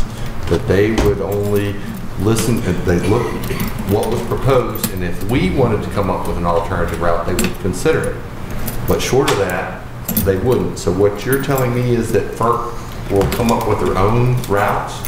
No. What I was saying is that what FERC will do is they may make a determination of whether or not they think that our proposed route or the alternatives are suitable and meet their burden. And they may very well have us go back and create different routes for them to evaluate. And if you submit one single route, that's it. And our comment, you're going to do that before the end of the year, and our comment period ends June 16th. I understand what you're saying, but your route will be, you're going to come up with your own proposal, and it's going to happen before the end of the year, and you're going to have everything submitted, and our comment period to FERC gets cut off on the 16th of June. The first of 3 comment periods that you'll have. And in fact, the next 2 comment periods you'll have, you will have the benefit of a much greater deal of certainty and specificity about But that'll be after you submitted your route. I'm sorry? That'll be after you submitted your route. Correct. Yes, sir. Is that it? That's it. I'm done. Okay. Well, you said just about everything that I was going to say, but I got to do a couple comments. One, we attended the scoping meeting May 5th down at Eastern Montgomery High School, and I don't know what I expected from FERC, but I wasn't impressed with those people. None at all. There's a number of us attended a meeting, and the perception that I got seemed like the gentleman conducting the meeting was a little bit hateful to the citizens, you know. And I think and it was, to me, there should have been a scoping meeting in each county that was affected. There were people down at that one. I know you didn't have nothing to do with it. There was, I think the first 15 speakers was from Roanoke County because they got there early and signed up. And then there's probably about 150 people signed up, and only about what, 80? 70 got to speak. And it was just completely off. Another thing too is that when do you all plan to come back and update us again? I mean, when we want to stay in contact, Yes, and we want to get some information from you, and be able to, that you guys be able to answer some of our questions, so to speak. And so we still need this exchange of information. And we said, what, about every 2 months, I think it was once a quarter. Once a quarter? It was once a quarter, or what? We can evaluate that. I'll run that flagpole and and let Craig see if know. that's something that would be applicable. I think the important thing is that the information is pertinent. You know, Ms. Perkins made a very good point relating to the information and where we are. Again, we are very early in the process. Right. And so I think when we do come, it's important we do have information to be able to provide to you. So that would be something that we would consider, but it would have to be a timing thing, I believe. Okay. And during the construction of the pipeline, who conducts the inspections? I know we don't have people on our county staff that has expertise in building pipelines, the gas pipelines. So who would do the inspections to make sure that that was installed properly and sealed and everything like that? Who does those inspections of them? Are you asking in reference to the construction? The construction, yeah. When the line's been built, somebody needs to be look to make sure it's done properly. Actually, not only would you have the MVP representatives and supervisors who are managing the whole process, but you actually have FERC people on site. Oh, they have inspectors there, okay. They are monitoring everything. They're evaluating every well that's made, the compaction of the ground that takes place prior to the pipeline being laid into the trench, the cover, the reclamation. The whole process is well managed. Okay. Now, do like a pre-construction evaluation of the property that's affected? Say if it's a home here close to the path of this pipeline, do you go in and evaluate the water quality and so forth before you put the line in? If it's close to water and sewer, so to speak, or septic or whatever. Are you referring to the determination of the route or? Yeah, when you building the line, and my house is 100 feet away from the lines coming in. Okay, before you build, I have good water, I have a good septic system and everything. Do you evaluate that before you break ground to make sure that whether it's affected or not once you put it through? Yes, an evaluation takes place prior to any surface disturbance. Oh, okay. That's good. Any more questions? We appreciate you guys coming and look forward to seeing you sometime in the future. Thank you. Yeah, it's getting pretty late. I move to go out of work session. Have a motion to go on a work session? Second. Have a motion and a second. Would the clerk please call the roll? Mr. Creed? Aye. Mr. King? Aye. Ms. Biggs? Aye. Ms. Perkins? Aye. Mr. Tuck? Aye. Mr. Gabriel? Aye. Chair Brown? Aye. 7 ayes. New business, resolution of commemoration. Before we go for Okay. the action following work session, could I just make a Okay. request of the county administrator and the fellow board? Could we perhaps set aside some time at our next meeting, maybe even in closed session, to discuss what other further steps we might be able to take going forward? Okay, thank you. He just wants to set aside some time at our next board meeting. Yeah, did you hear that morning? He didn't. Okay. Could we just have some time, perhaps during closed session or during a work session, to talk about potential further steps that we can take regarding the pipeline? Okay. That's all. Okay. Moving on to new business, resolution of commemoration. Former member of the Board of Supervisors, Henry F. Jablonski. So moved. Second. Have a motion and a second to approve this resolution. Would the clerk please call the roll? Mr. King? Aye. Ms. Biggs? Aye. Ms. Perkins? Aye. Mr. Tuck? Aye. Mr. Gabriel? Aye. Mr. Creed? Aye. Chair Brown? Aye. 7 ayes. Subject B, resolution appreciation of economic development. Alan Bookout. Moved. Second. Would the clerk please call the roll? Ms. Biggs? Aye. Ms. Perkins? Aye. Mr. Tuck? Aye. Mr. Gabriel? Aye. Mr. Creed? Aye. Mr. King? Aye. Chair Brown? Aye. 7 ayes. Resolution of appreciation economic development. Todd Murray. So moved. Second. Yeah. Motion and a second. Would the clerk please call the roll? Ms. Perkins? Aye. Mr. Tuck? Aye. Mr. Gabriel? Aye. Mr. Creed? Aye. Mr. King? Aye. Ms. Biggs? Aye. Chair Brown? Subject D. Aye. Subject D. Resolution of. I just said that to make sure y'all was listening. Subject D, resolution of recognition, Mount Tabor Royalton Club 50th anniversary. Moved. Second. Have a motion and a second. I have a quick comment. I just Okay. wish there was something about their fish fry in there, Yes. because it's delicious fish. Absolutely. That's all. The fish fry.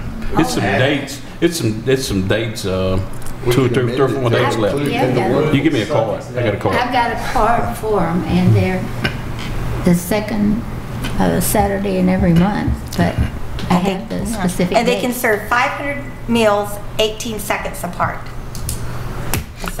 It's got to be a good deal if you can pay $8 for all you can eat. That's right. And you just hadn't seen Gary Creed eat. Okay, with the clerk, please call the roll. Mr. Tuck? Aye. Mr. Gabriel? Aye. Mr. Creed? Aye. Mr. King? Aye. Ms. Biggs? Aye. Ms. Perkins? Aye. Chair Brown? Aye. 7 ayes.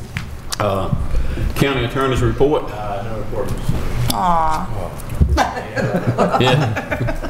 Probably if you had a lengthy report, somebody jumped across them, probably choked you tonight. County Administrator. Well, after that statement, I'll shorten mine up real quick. Well, I'm sitting right here next to you. I have a big elbow. Well, I'll be quick. I just wanted to let you know that at long last, the public safety building is nearly complete.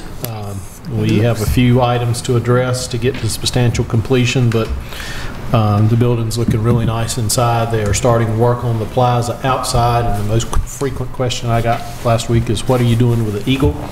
We're going to be cleaning it up and putting it back together as best we can, and it will get a new pedestal as part of the new plaza that's going to be built. So I got a call that somebody thought we were taking it away, and that wasn't true. I got a call that somebody thought we were throwing it away, and that's not true. We are going to get it back as much as we can to its former glory and get it on a new pedestal. Only other item I wanted to mention is I had the opportunity Friday. I get periodically invited to join the chief administrative officers down in the Roanoke Valley with the Roanoke-Allegheny Regional Commission. Had quite a bit of discussion about several topics of interest, and wanted to let you know that the folks to our east, I guess, in Salem and Roanoke, would love the opportunity to have a joint board meeting with this board at some point in the future, if that's something you'd be interested in. That'd be cool. So that's all I have. Okay. Supervisor Perkins. Well, Ms. Biggs and I, not Ms. Biggs, me, along with Gary Tanner, had a meeting down in Rocky Mount. I had the hardest time in the world finding this little place where we had it. It was for VACO. It was Regions 10 and 11. So we're starting to get a little bit more communication with the Roanoke people and the people in Franklin. We had excellent speakers. We had a number of individuals there. We had some delegates. We had some senators. And we talked about some things I think that are of interest to people, such as taxation and that policy. But it was sponsored by VACO, and they did a great job of bringing in some good speakers. I am sorry that we couldn't have more people there, but those that were there, and we did have a good number, really, were very appreciative, and we did discuss issues, as I say, taxation and other. I'll use the pipeline people's significant interest to people, but particularly the taxation situation. I did have a number of private conversations with some of the delegates and the senators, and I will tell you that I got some very, uncomplimentary things said about us and the pipeline, but they didn't bother me too much. And Region 10, and our region, Region 10 and Region 11 starts in Appomattox somewhere. Isn't that correct, Mayor? Mm-hmm. And it comes out here. Mm-hmm. Most of the counties in the two regions, other than Roanoke County and Roanoke City, really are more rural counties than we are, with significant, with less population than we have. One of the counties really only has 3,500 people in it or something like that, in a very small number.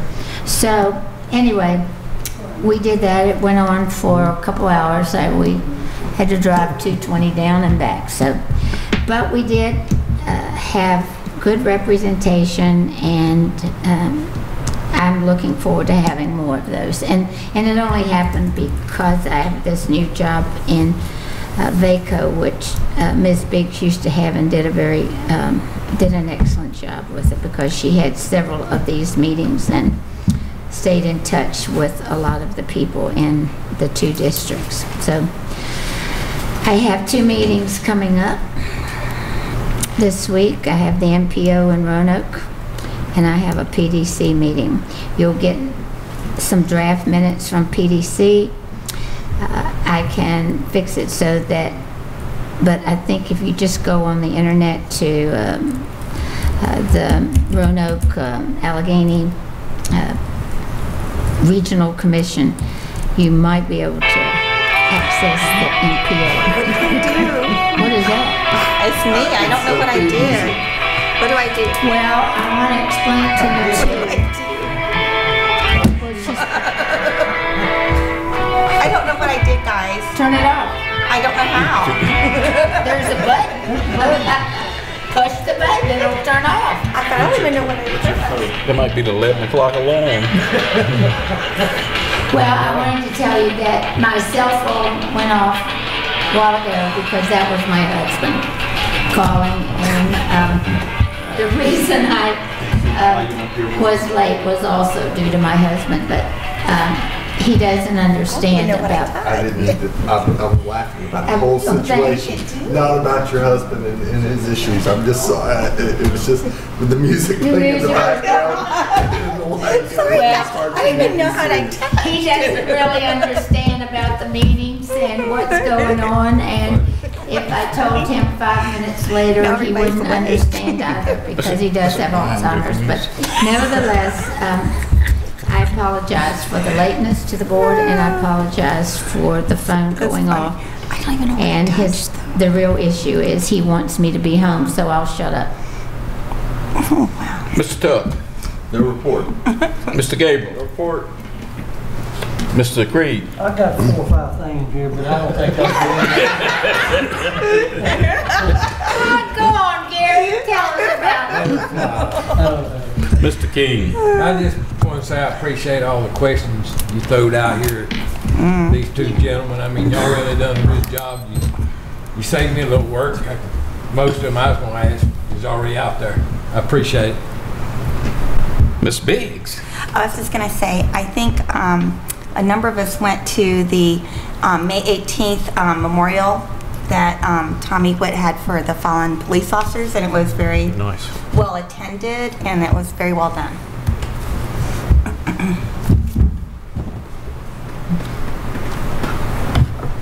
It's been so long, I forgot. We all adjourned.